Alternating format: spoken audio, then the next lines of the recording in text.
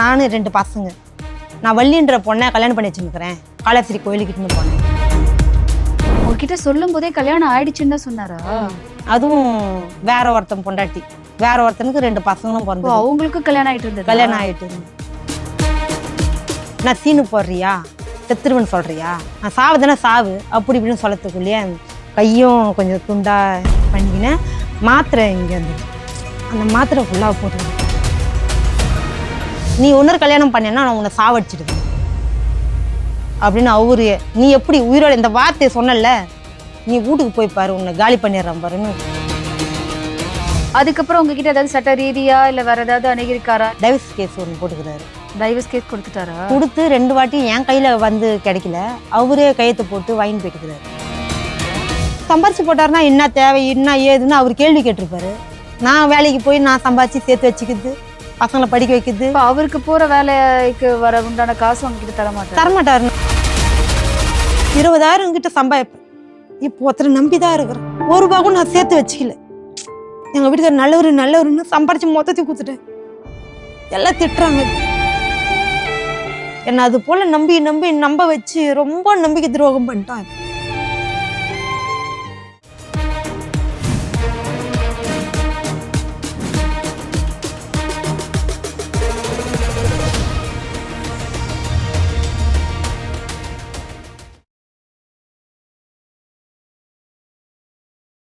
Jaya plus நேயர்கள் அனைவருக்கும் வணக்கம்.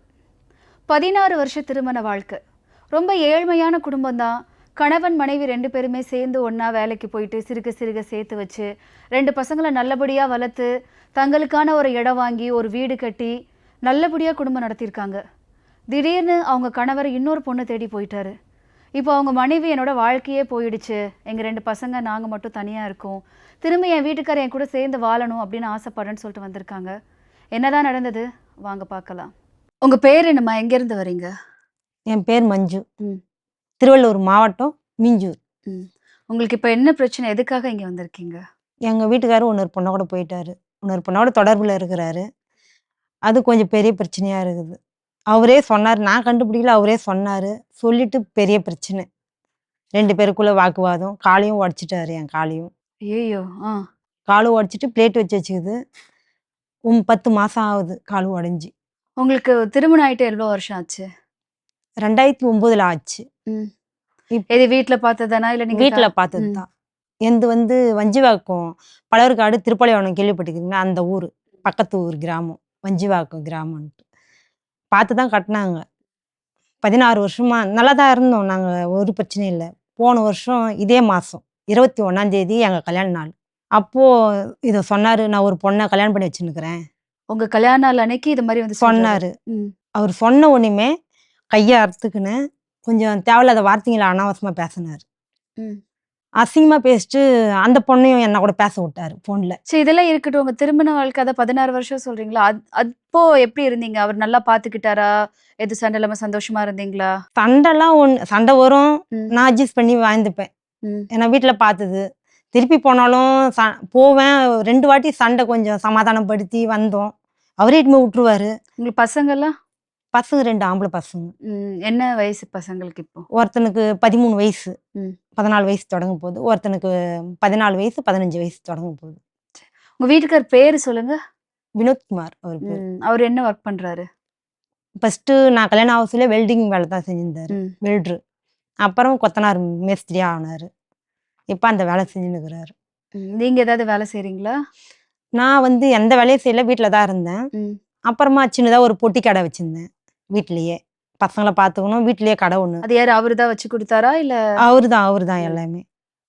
எங்கேயும் வேலைக்கு போக முடியாது, ரொம்ப பண கஷ்டம். கல்யாணம் ஆன புதுசில் ரொம்ப கடன், அவருக்கு கடன். நான் போட்டுன்னு வந்த நகையெல்லாம் கூட நான் அதை போட்டு கூட பார்க்கல, ஒரு நாள் கூட போட்டு பார்க்கல. மொத்த நகையும் அவர் தான் எனக்கு தேவை, இது போல் கஷ்டம் கொடுத்ததுலேருந்து நான் அதை தொட்டு கூட எப்படி இருந்ததுன்னு கூட பார்க்கல. மொத்த நகையும் கல்யாணத்தில் இது இந்த நகைன்னு தெரியும். எவ்வளோ போட்டிருப்பாங்க? ஒரு 15,000 கிட்ட. அப்புறமா பசங்க பிறந்தது, சீமந்தம், அது இதுன்னு கணக்கு பண்ணால் அதிகமாகவே இருக்கு. நான் ஒரே பொண்ணு, தம்பி இருக்கிறான். நான் எப்படின்னா அதான் அப்பா அம்மா வாத்து தான் தொழில் அப்பா அம்மாவுக்கு. அதை வச்சு தான் எங்களை இது இவ்வளோ கஷ்டப்பட்டு விட்டுட்டு போயிடுவாங்க. சின்ன வயசுலயே விட்டுட்டு போயிடுவாங்க. ம். ஆயா, பாட்டி இவங்களா கூட தான் அப்பா பெத்தவங்க, அம்மா பெத்தவங்க இவங்க தான் கொஞ்சம் பார்த்துருந்தாங்க. அப்படி இருக்க சொல்லிவே, இப்படிதாம்மா இருக்கணும்.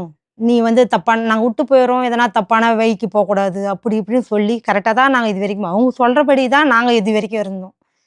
சின்ன வயசுலயும் எந்த தப்பான வழிக்கும் போல. ம். இப்ப இங்க வந்தும் அவரு எந்த கெட்ட பழக்கமும் இல்ல. அவரு குடி பழக்கம் இல்ல. எங்க வெளிய கூட வாங்கி சாப்பிட மாட்டாரு. எங்க ஒரு நைட்டு கூட போய் தங்குனதில்ல. ம். எங்க கூட தான் இருப்பாரு. அது என்ன ஆனாலும் சரி, எங்க கூட தான் இருந்தாரு. போன வருஷம் இதே மாசம் 21ஆம் தேதி எங்க கல்யாண நாள் போச்சு. அப்பதான் இந்த சண்டையே ஆரம்பிச்சது.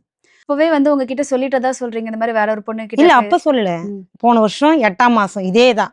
அதுதான் போன வருஷம் வந்து சொல்லிட்டதா சொல்றீங்க. அவரு சொல்றதுக்கு முன்னாடி வரைக்கும் அவர் மேல சந்தேகப்படுற மாரி ஏதாவது விஷயங்கள் நடந்திருக்கா? இல்ல இல்ல ஏதாவது எதுவுமே நீங்க எதுவும் ஆனா நோட்டீஸ் பண்ணதில்ல. சொல்லுவாங்க, "உஷாரா வச்சுக்கோ, கொத்தனாரு. வேற தப்பான பழக்கம் போயிடும். ம். உஷாரா பார்த்துக்கலாம்" சொல்லிக்கிறாங்க. அவங்க சொந்தத்திலேயே கூட எவ்வளோ பேரு சொல்லிக்கிறாங்க. அதுங்க சரியில்ல, அதுங்க அப்படி இப்படின்னு சொன்னா கூட, எங்க வீட்டுக்காரர் நான் பார்த்த வரைக்குமே கரெக்ட்டா இருப்பாங்க. மாமியார் கொஞ்சம் சண்டை போட்டாலும், எங்க வீட்டுக்காரர் எனக்கு தெரிஞ்ச வரைக்கும் கரெக்ட்டா எல்லாரும் தான் ஒண்ணா தான் இருக்கீங்களா? மாமியார், மாமனார் அவங்க கூட தான் இருக்கீங்க. கொஞ்ச நாள் பசங்க 2 பேர் பொறந்த உடனேயுமே, ம். நாங்க கொஞ்சம் தள்ளி போயிட்டோம். வாயிலூர் கிராமம். அவரு எங்க மாமனார் பொறந்தது அந்த ஊரு. அங்க ஒரு காலி இடம் இருந்தது. அங்க ஒரு கொட்டா போட்டுன்னு, இங்க கொஞ்சம் மீஞ்சூர்ல இருந்தோம். இங்க பிரச்சனை ஆயிடுச்சு. நாத்தனார் கல்யாணம் ஆவல. ஒரே ரூமு. அங்க வந்து கொஞ்சம் நான் அறியாத பொண்ணு வச்சுன்னுக்கிறேன். இவங்க இருக்கிறாங்கன்னு அது ஒரு பேச்சு வந்தது. நம்ப தள்ளி இருக்கலாம். நாத்தனார் கல்யாணம் ஆகுற வரைக்கும் நம்ம தள்ளி இருக்கலாம். அவங்களுக்கு வந்து மீஞ்சூர் பஜார்லயே பூ விக்கிற வியாபாரம்.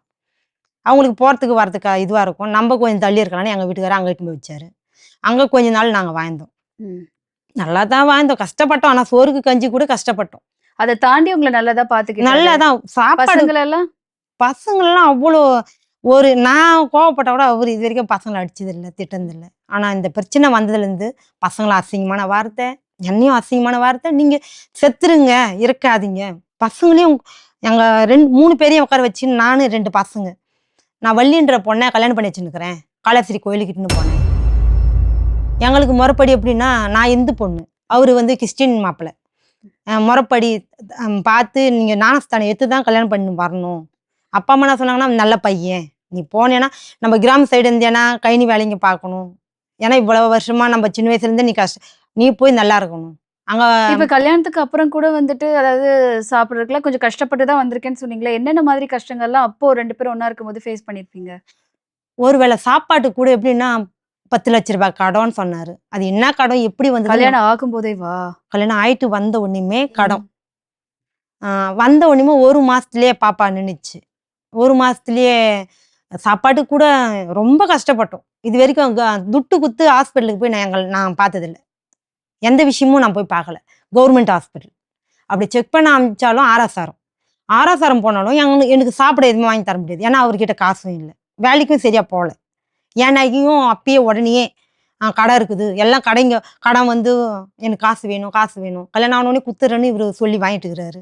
அது எப்படி என்ன கதைன்னு நம்மளுக்கு தெரியாது. ம். வந்து கேட்டோனயும் சரி பரவால்ல. அப்பா, அம்மா என்ன சொன்னாங்கன்னா, "கஷ்டப்படுறான். ஒரே பையன். அவன் என்ன செய்வான்?" அவரு மூஞ்செல்லாம் உம்முன்னு வச்சுன்னு இருப்பாரு. பார்த்தா இவரா அந்த தப்ப செஞ்சாருன்னு அப்படி தோணும். இப்போ கூட எனக்கு கனவா போல இருக்குது. ஆனா இவ்வளோ அசிங்கப்படுத்தணும், இப்படி வரணும்லாம் ஏற்படல. இப்போ என் கால உடைச்சுட்டு கேஸ் போட்டாங்க. நான் ஃபர்ஸ்ட்டு கேஸ் போடல. இல்ல அந்த பிரச்சனைக்குலாம் வருவோம். அதுதான் உங்களுக்கு திருமண வாழ்க்கையிலவே அவருக்கு இவ்ளோ கடன் பிரச்சனை இருந்தாலுமே, நீங்க இவ்ளோ சப்போர்ட்டிவா இருந்திருக்கீங்க. அது எல்லாத்தையும் தாண்டி 2 குழந்தைங்களையும் வளர்த்து கொண்டு வந்திருக்கீங்க. இப்ப போன வருஷம் இந்த மாரி சொன்னாங்கல்ல. சொன்னதுக்கு அப்புறம் அவரு சொன்ன உடனே நீங்க என்ன சொன்னீங்க? பசங்கலாம் என்ன ரியாக்ட் பண்ணானுங்க? "நீ பொய் சொல்ற. அது எப்படி? இத்தனை வருஷமா நாங்க கூட இருக்கிறோமே. எங்கனா நைட் தங்கணும். நீ அதாவது போயிருக்கணும்." அவரு வாயில சொல்லியும் நீங்க அத நம்பாம பொய் ஆ. சொல்றேன்னு கேட்டீங்க. ம். நான் பொய் சொல்றீங்க, பொய் சொல்றீங்க. அத தலையிலயும் வச்சு சத்தியம் பண்ணாரு. பசங்க மேலயும் உண்மையாலுமே நான் வச்சுன்னுக்கிறேன். இது போல ஒரு பொண்ண. நான் வள்ளிய கல்யாணம் பண்ணி வச்சிருக்கிறேன். காலஸ்திரி குடும்ப கல்யாணம் பண்ணேன். வீடு எடுத்து தனியா வச்சு நாங்க தனியா இருக்கோம். போதுமா? எனக்கு சின்ன வயசுல லவ் பண்ணோம். சின்ன வயசு ஃப்ரெண்டு 10 அது வந்து 10வது படிக்க சொல்லி இங்க தான் ஆயா வீட்ல வந்து தங்கி படிச்சிருந்தது. ம். அவங்களது வந்து இவரு 2 பேரும் லவ் பண்ணதுக்குள்ளே அவங்க வீட்ல ஏதோ பார்த்துட்டு, "நீ வந்து இங்க கல்யாணம் பண்ணி இருக்கக்கூடாது. இது வந்து நாங்க." அவங்க அவங்களது வந்து ஜாதி பிரச்சனை அதிகமா இருக்குமா. நீ இப்போ நீ கல்யாணம் பண்ணி போனாலும் அப்பா அம்மாவால் நாங்கள் உயிரோட இருக்க முடியாது அப்படி இப்படின்னு சொல்லி அந்த பொண்ணை வேற இடத்துல கல்யாணம் பண்ணி கொடுத்துட்டாங்க. அதுக்கு அம்மா ஊர் வந்து காஞ்சிபுரம்னு அப்படின்னு கேள்விப்பட்டேன். தெரியாது. அந்த பொண்ணு பார்த்துருக்கீங்களா? எங்களை இட்டுன்னு போயிட்டு இந்த 21ஆம் தேதி மருந்து சாப்பிட்டேன். ஒரு வாரம் மருந்து பொறுத்து சாப்பிட்டீங்கன்னா புரியல. கல்யாணம் 4 விதமா சொன்னாரு. நான் நம்பவே இல்லை. நம்பாம ரொம்ப வாக்குவாதம் அசிங்கமா என்னை ரொம்ப தப்பா என்னை இது வரைக்கும் அவர் பேசுனதே இல்லை. கல்யாணம் ஆயிட்டு கஷ்டப்பட்டுக்கிறோம். ஆனால் என்னை ஒரு சொன்னதில்லை. அடிப்பாரு, அடிச்சுக்கிறாரு. ஆனால் அசிங்கமா என்னை வந்து பேட் வேர்ஸெல்லாம் அசிங்கமாக பேசுனதில்லை. அந்த சமயத்தில் என்னை ஒரு சில வார்த்தைங்க அசிங்கமாக பேசிட்டாரு. அப்படி போனோம் இப்படி அப்படி இப்படின்னு பேசுறதுக்குள்ளே கோவம் வந்து நான் சீனு போடுறியா, செத்துருவேன்னு சொல்றியா, சாவுதானே சாவு அப்படி இப்படின்னு சொல்லத்துக்குள்ளேயே கையும் கொஞ்சம் துண்டா பண்ணிக்கினேன். மாத்திரை இங்கே இருந்தது. அந்த மாத்திரை ஃபுல்லாக போட்டுக்கணும். ஹாஸ்பிட்டலில் அட்மிட் பண்ணாங்க. அப்பவும் அவரும் அட்மிட் பண்ணல, பக்கத்தில் இருக்கிறவங்களாம். அப்புறம் அம்மாலாம் வந்துட்டாங்க.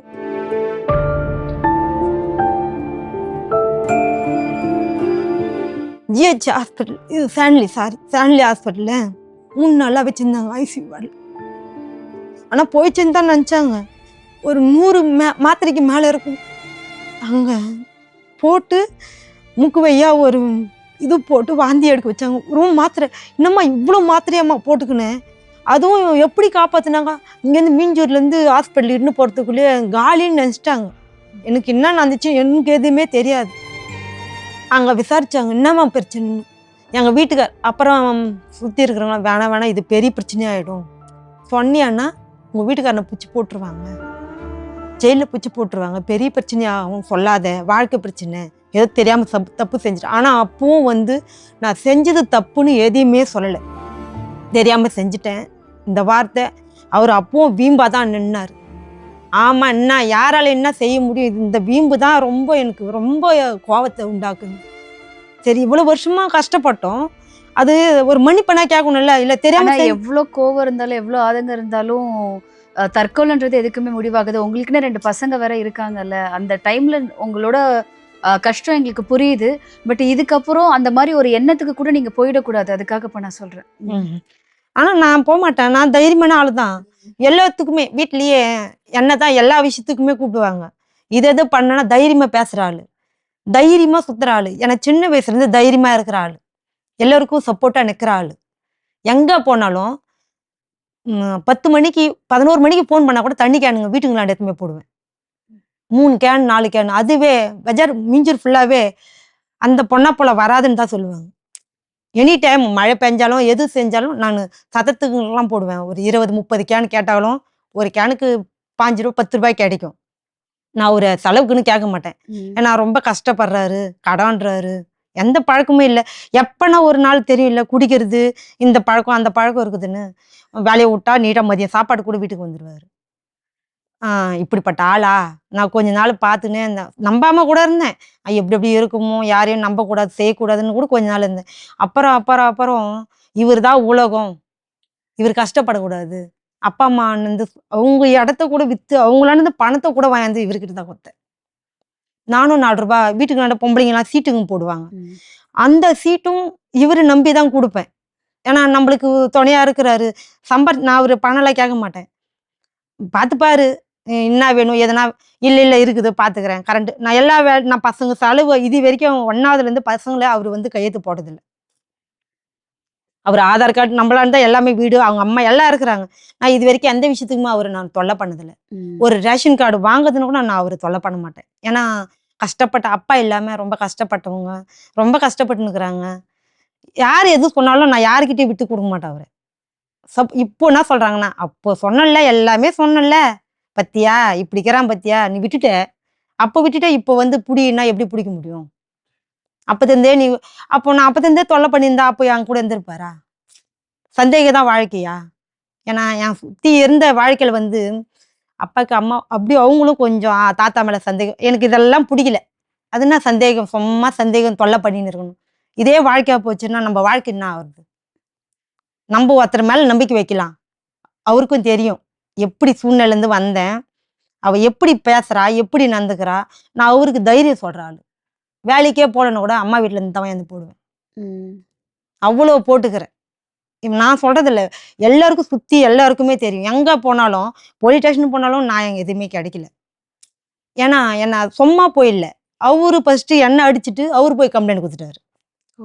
இல்ல நீங்க இந்த 16 வருஷம் வாழ்க்கையில வந்துட்டு அவருக்கு ஃபுல் சப்போர்ட்டிவா இருந்திருக்கீங்க. இந்த மாரி கஷ்டப்படும்போது கூட அவர கஷ்டப்படுத்தக்கூடாதுன்னு சொல்லிட்டு, உங்களால முடிஞ்ச சின்ன சின்ன வேலையெல்லாம் செஞ்சு கூட உங்க குடும்பத்த வந்துட்டு இந்த அளவுக்கு நல்லபடியா கொண்டு வந்திருக்கீங்க. இப்படி நல்லபடியா வாழ்க்கை போயிட்டு இருக்கும்போது, எங்கேருந்து இன்னொருத்தர் உள்ள வந்தாங்க? எப்படி வந்தாங்க அது? அது எனக்கு எதுவுமே தெரியாது. ம். நான் கண்டுபிடிக்கிறதுக்கும் அவர சுத்தி சுத்தி அலையிறோம். என்னத்தான் தகவலு, அவரு இது வரைக்குமே இதுதான் பிரச்சனைன்னு இது வரைக்கும் எங்ககிட்ட தீர்வா உட்காந்து, இது இது இப்படி நடந்துக்குது, இப்படி ஆச்சு, தெரியாம ஆச்சுன்னு எதையுமே சொன்னதில்ல. சரி, இப்ப அன்னைக்கு தான் அவரு வந்துட்டு ஃபர்ஸ்ட் டைமா உண்மைய சொல்றாரு. அதுக்கு முன்னாடி வரைக்கும் நீங்க சந்தேகம் கூட பட்டதில்ல. மருந்து குடிச்சிட்டு இந்த மாரி போயிட்டீங்க ஹாஸ்பிட்டல்ல. அதுக்கப்புறம் என்ன ஆச்சு? ஹாஸ்பிட்டல்லேருந்து வந்தோம். ம். வந்தும் அம்மா, அப்பாலாம் எல்லாம் வந்துட்டாங்க. என்ன பிரச்சனை? ஏது பிரச்சனைன்னு கேட்டாங்க. ம். அது ஒரு சண்டைல ஒண்ணுமே இல்ல. எதுவுமே இல்ல. எங்களுக்குள்ள ஒண்ணுமே இல்ல. சும்மா நான் கோவம் 2 பேரும் சண்டை. என்ன வந்து தான் அப்பா, அம்மாலாம் திட்டுனாங்க. அப்பயே நல்லவன் நீங்க உண்மைய சொல்லல. இந்த மாரி அவரு இல்ல. சொன்னாருன்னு. அவரு இது போல இருக்கிறாரு. அது நீ சும்மா சொல்ற? உனக்கு நான் இப்ப இதுவாயிடுச்சா? ஏன் நம்ம வீட்ல இருந்து பாத்தியே! உனக்கு அந்த குணம் அப்படிலாம் சொன்னாங்க. ம். இல்லம்மா, அது ஒரு இப்படி நான் எங்க வீட்டுக்கு வந்துருன்னு கூட கூப்பிட்டாங்க அந்த சமயத்துல. எனக்கு நான் செத்தாலும், இருந்தாலும் இங்க தான் இருப்பேன். நான் விட்டுட்டு வரமாட்டேன். எனக்கு இதான் முக்கியம். பசங்க, நம்மளுக்கு வாழ்வாதாரம் எல்லாமே இங்க தான் இருக்குது. அம்மா வீட்டோட போனா நம்ம நிலைமை என்ன ஆகுறது? ம். ஏன்னா வீடெல்லாம் கொஞ்சம் நான் கஷ்டப்பட்டு அம்மா வீட்லேருந்து கொஞ்சம் எடுத்துன்னு வந்து வீடு வாசல்லாம் கட்டி விட்டோம். நான் இருந்தது ஓட்டு வீடு. வசதி இல்லாத இடத்துல வந்து கொஞ்சம் இடம் வாங்கி நாங்க வீடு கட்டிக்கின்னு வந்தோம். அத விட்டுட்டும் நான் போறதுக்கு விருப்பம் இல்ல. ம். எந்த விஷயத்துக்கும் நான் விட்டுட்டு போமாட்டேன். அது என்ன வாவோ, சாவோ. நான் கோச்சின்னு கூட அவ்வளவா போனதில்ல. ஒரு ஃபர்ஸ்ட்டு ஸ்டார்ட்டிங்கில போனோம். ஒரு கொஞ்சம் பிரச்சனை ஆச்சு. அதோட நான் சண்டை சச்சரவு அம்மா வீட்ல போய் தங்க கூட மாட்டேன். இவரா கூட தான் இருப்பேன். ஏன்னா நம்ம விட்டு போயிட்டோம்னா, அவர் வெளிய எங்க சாப்பிட மாட்டாரு. ம். ஐயோ! விட்டுட்டு போயிட்டோம்னா, அவர் சாப்பாட்டுக்கு என்ன செய்வாரு? என்ன செய்வாரு? அவரு குடிக்காத ஆளாச்சு. நம்ம விட்டுட்டு போயிட்டோம்னா, வேற மாரியா போயிடுவாரோ? அதனால கூடவே இருந்துக்கின்னு ஆனா சந்தேகம்லாம் பட மாட்டேன். ஃபோன்ல என்ன யார் பண்றாங்க? என்ன செய்றாங்க? எதையுமே நான் இது வரைக்கும் பார்த்ததில்ல. திடீர்னு அந்த வார்த்தைங்க பேசுனதுக்குள்ளயே கொஞ்சம் கொஞ்சம் அது என்னவோ, அந்த சமயத்துல மூட் ஆஃப் ஆயிட்டேன். கொஞ்சம் இதுவாயிடுச்சு. அதுக்கப்புறம் வீட்டுக்கு அம்மா, அப்பா கூப்பிட்டாங்க. நீங்க போகல. அப்புறம் என்னதான் ஆச்சு? அதுக்கப்புறம் உங்ககிட்ட அவரு ஏதாவது வந்து பேசினாரா? இல்ல நீங்க அவர்கிட்ட போய் ஏதாவது கேட்டீங்களா? நான் எங்க போறேன்? என்ன விஷயம்? எனக்கு சொல்லணும். என்ன என்ன நடந்தது? இதுவரைக்கும் எதுவுமே பார்த்ததில்ல. என்னத்தான் விஷயம்? சொல்லு சொல்லுன்னா, ஒண்ணும் இல்ல. இது அப்புறமா சொல்றேன். உங்க அம்மா வீட்ல போய் கொஞ்ச நாள் இரு. அப்புறம் பேசிக்கலாம். உங்க அம்மா வீட்ல போய் கொஞ்ச நாள் இரு. பேசிக்கலாம். நான் போ முடியாது. அவர் சுத்தி சுத்தி தான் நான் வந்தேன். ம். என்ன விஷயம்? ஒரு பொண்ண வச்சுன்னுக்கிறேன்னு சொன்னேன். திடீர்னு அப்ப அசிங்கமா பேசுறேன். அந்த பொண்ணுகிட்ட என்ன பேச விட்ட. அந்த பொண்ணு பேசுனீங்களா? கல்யாண நாள் அதுவுமா என்ன அனாவசியமா பேசுச்சு. நானும் திருப்பி அனாவசியமா கொஞ்சம் பேசிட்டேன். ஃபோன்ல பேசுனீங்களா? யாரு அவரே கல்யாண கால் பண்ணி குடுத்தாரா? ஆமா. என்கிட்ட என்ன பேசுனீங்க? ஏற்கனவே எனக்கு ஒரு 4, 5 வாட்டி ஃபோன் வந்துக்குது. ம். ஆனா என்கிட்ட பேசுனதில்ல. ஆனா அதே நம்பர் தான். எனக்கு தெரியும். இதே நம்பர் தான். திருப்பி திருப்பி ஃபோன் கால்லாம் வந்தது. நான் அப்போ ஹலோ ஹலோ எனக்கு ஏன்னா தண்ணி கேன் போடுறேன். ஃபுல்லா இடத்துல நம்பர் குடுத்து வச்சுக்கிறேன். ம். நானே திருப்பி ஃபோன் பண்ணுவேன். யாருங்க பேசுதுன்னா, அங்க காக்கா சவுண்டு, வண்டிக்கு போற சவுண்டு கேட்கும். என்ன இது ஃபோன் மட்டும் வருது? இது பாருங்கன்னா, தங்கச்சின்னு பேசுது. உனக்கு தங்கச்சியா கூட இருக்கோன்னுவாரு. ஏய் என்ன சொல்றேன்னா, சிரிச்சுன்னே சொல்லுவாரு. சும்மா விளையாட்டாங்காட்டியோன்னு அப்படித்தான் போயிடுச்சு. அடுத்து அடுத்து அந்த நாள் கல்யாண நாள் அதுவுமா நைட்ல, "உங்க கல்யாண நாள் வாழ்த்துக்கள்" அப்படின்னு. அப்புறமா, "நீ யார்ரி எனக்கு போடுறதுன்னு" நான் கொஞ்சம் திருப்பி போட. ஆ கொஞ்சம் 2 பேருக்கும் வாக்குவாதம். பேச்சும் வந்தது. கேட்டீங்களா அப்போ? என் வீட்டுக்காரர் இந்த மாதிரி வந்துட்டு சொல்றாரு. அது என்ன விஷயம்? உண்மையா? பொய்யா? அப்படின்ற மாரி அவங்க கிட்ட மாமா கிட்ட கேட்டீங்களா? கேளு. எங்க மாமா வீட்டுக்கார் சொன்னாங்களா? ம். ம். வினோத் மாமா கிட்ட கேளுங்க. அவங்க பேரு? வள்ளி. ம். அவர்கிட்ட கேளுங்க. நான் கல்யாணம் பண்ணி நாங்க சந்தோஷமா தான் இருக்கிறோம். நீ வந்து கல்யாணமே ஆயிடுச்சுன்னாங்களா? ம். இவரும் சொல்றாரே. காளேஸ்வரி கோயில்ல போயிட்டு நாங்க கல்யாணம் பண்ணிக்கணும். உங்ககிட்ட சொல்லும்போதே கல்யாணம் ஆயிடுச்சுன்னு தான் சொன்னாரா? அதுவும் வேற ஒருத்தன் பொண்டாட்டி. வேற ஒருத்தனுக்கு 2 பசங்களும் ஓ! பொறந்தது. அவங்களுக்கும் கல்யாணம் ஆயிட்டு இருந்ததா? கல்யாணம் ஆயிட்டு. ஆ. குழந்தைங்களா? கூட தான் வச்சுன்னுக்குறாங்க. இப்ப அவங்க வீட்டுக்காரு? அது தெரியாது. வீட்டுக்காரர் பார்த்துட்டு இவங்க 2 பேரும் ஒண்ணா இருந்தத பார்த்துட்டு, அவரும் பிரிஞ்சுட்டாங்கன்னு தான் கேள்விப்பட்டேன். இல்ல என்ன நடக்குதுன்னே புரியல. ஒரு பொண்ணு திடீர்னு வந்துட்டு கல்யாணமே பண்ணிட்டோன்னு அவங்க வீட்ல வந்துட்டு உங்க புள்ளைங்க முன்னாடி, உங்க முன்னாடி சொல்லியிருக்காரு. அவங்களுக்கு கால் பண்ணா அவங்களுக்கு வேற கல்யாணம் ஆயிட்டு குழந்தை இருக்கு. ம். எனக்கு தெரிஞ்ச விஷயம் வரைக்கும் அவகிட்டயும், இவர்கிட்ட வந்த வார்த்தை வரைக்கும் தான். ம். இந்த மருந்த சாப்பிட்டு ஒரு ஒரு வார கேப் இருக்கும். ம். பெரியபாளையம் கோயில். நானு 2 ஆம்பளை பசங்க, அவரு, அந்த பொம்பளைய வர வச்சாங்க. எங்க இருக்கிறேன்னா திருவள்ளூர்லேருந்து நான் வரணும், நான் பேசுகிறோம், 2 பேரும் பார்த்து பேசிக்கோ. ஏன்னா அவங்க வீட்டுக்காரன் என்னால் தான் அவள் வாழ்க்கையே போச்சு. அப்படின்னு உங்க வீட்டுக்காரர் சொன்னாரா? ம். ம். நல்லவோ, ஆனால் பேசுனதை பார்த்தா ரூடாக பேசிச்சு என்கிட்ட. கொஞ்சம் பேசலாம், ம். நீ வா பேசி பாரு எப்படி இருக்குதுன்னு பாரு. சரி போனோம். ஒரு கோயிலாண்டு இட்டுன்னு போனாங்க. இட்டுன்னு போயிட்டு அவர் வந்து நானும் பையனும் பசங்களும் வந்து இப்படி உட்காந்துருந்தோம். அவர் வந்து அந்த அம்மா கூட பக்கத்தில் போயிட்டு உட்காந்துருந்தாங்க. அவங்க சொன்னாங்க, உனக்கு எனக்கு தெரியாது, நாங்கள் எப்படியோ வந்துட்டோம். இதை இப்போ வந்து அதை பற்றி பேசுறதுக்கு எனக்கு பிடிக்கல. இப்போ நான் ஒரே வார்த்தை, உனக்கு ஏன் கூட வாழ விருப்பமா? நாங்கள் கேட்கல, அந்த அம்மா கேட்குறாங்க. வள்ளி கேக்குறாங்க. வள்ளி கேட்குறாங்க, ஏன் கூட வாழ விருப்பமா, அவங்க கூட வாழ விருப்பமா? அவரு நான் சொன்னாருன்னா எதையுமே யோசனை பண்ணல. உன்னா கூட தான் கையை சேர்த்து கட்டி பிடிச்சிக்கின்னு பசங்களும் கூட இருக்கிறாங்க. கையை சேர்த்து கட்டி நீ தான் எனக்கு வேணும், அவங்க வேணாம். அவங்க செத்தாலும் பரவாயில்ல, இருந்தாலும் எனக்கு வேணாம். அங்கே மாற்றி மாற்றினா அடிச்சிக்கல. வாக்குவாதம், 2 பேருக்குள்ள வாக்குவாதம். நீ இனிமேட்டு எங்க கூட வரக்கூடாது. உங்களை அவர்கிட்ட நான் சொன்னது, அவ தான் வேணும்னு சொல்றேன்ல, ம். நாங்கள் எப்படி போனாலும் சரி, நாங்கள் என்ன ஆனாலும் சரி, நீங்கள் என் கூட வரக்கூடாது. அது கொஞ்சம் வாக்குவாதத்தில் சும்மா சொல்லும் முறைக்கு, நீ இப்போ ஒரு கல்யாணம் பண்ணிக்கின, நான் ஒரு கல்யாணம் பண்ணிப்பேன். ஒரு சும்மா ஒரு வாய் வார்த்தைக்கு சும்மா அதான் சொல்லும் அந்த முறை தான் சொன்னேன். புரியுது. நீ இன்னொரு கல்யாணம் பண்ணேன்னா நான் உன்னை சாவடிச்சிடுவேன் அப்படின்னு அவரு.